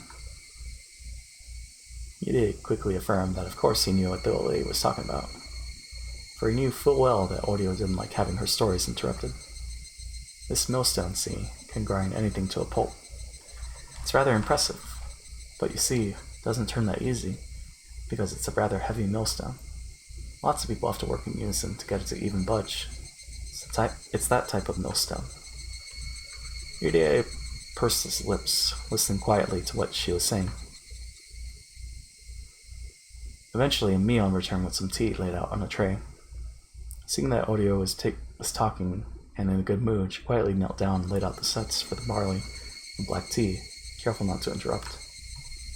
That's why, when it gets going, it's not that easy to stop. It takes the most effort to move it right before it starts turning. Everybody hates that, so everybody keeps pushing it along without rest. You're talking about friction, right? You get what you're saying. So in other words, there's some sort of mistake and the millstone suddenly stops turning. To get it turning again takes a great deal of power, more or less. Certainly, to get a project that's been suspended going again takes quite a lot of work. It's a millstone that ain't easily stopped, but once it's stopped, it'll never turn again. It's that kind of millstone. It'd be nice if there was some way to get that millstone to stop, wouldn't it? When Irie responded with that, Mion and the old lady suddenly sunk into silence. Irie, instinctively thinking he had said something rude, searched in a small panic for the words to correct himself. But that silence wasn't the result of rude words. For what crept across that Mion and the old lady's faces were contemptuous smiles. The atmosphere surrounding Irie suddenly froze, leaving him flabbergasted. Thinking that the scornful smiles creeping across both their faces was the result of some mistake of his, he could only grow afraid.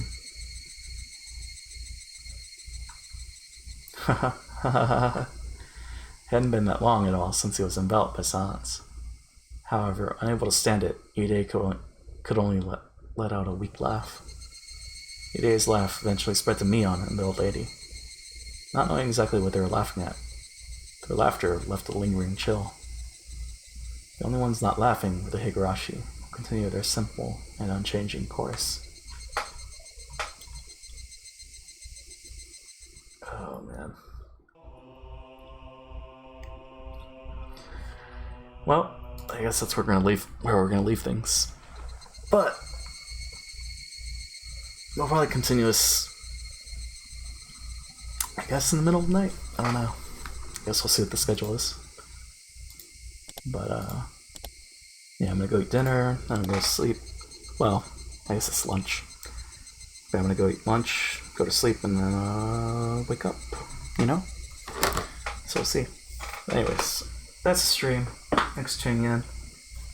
I don't think there's any shoutouts, right? No. So that'll be it. But yeah. Thanks for tuning in. Catch you guys later. Have a good one. And bye.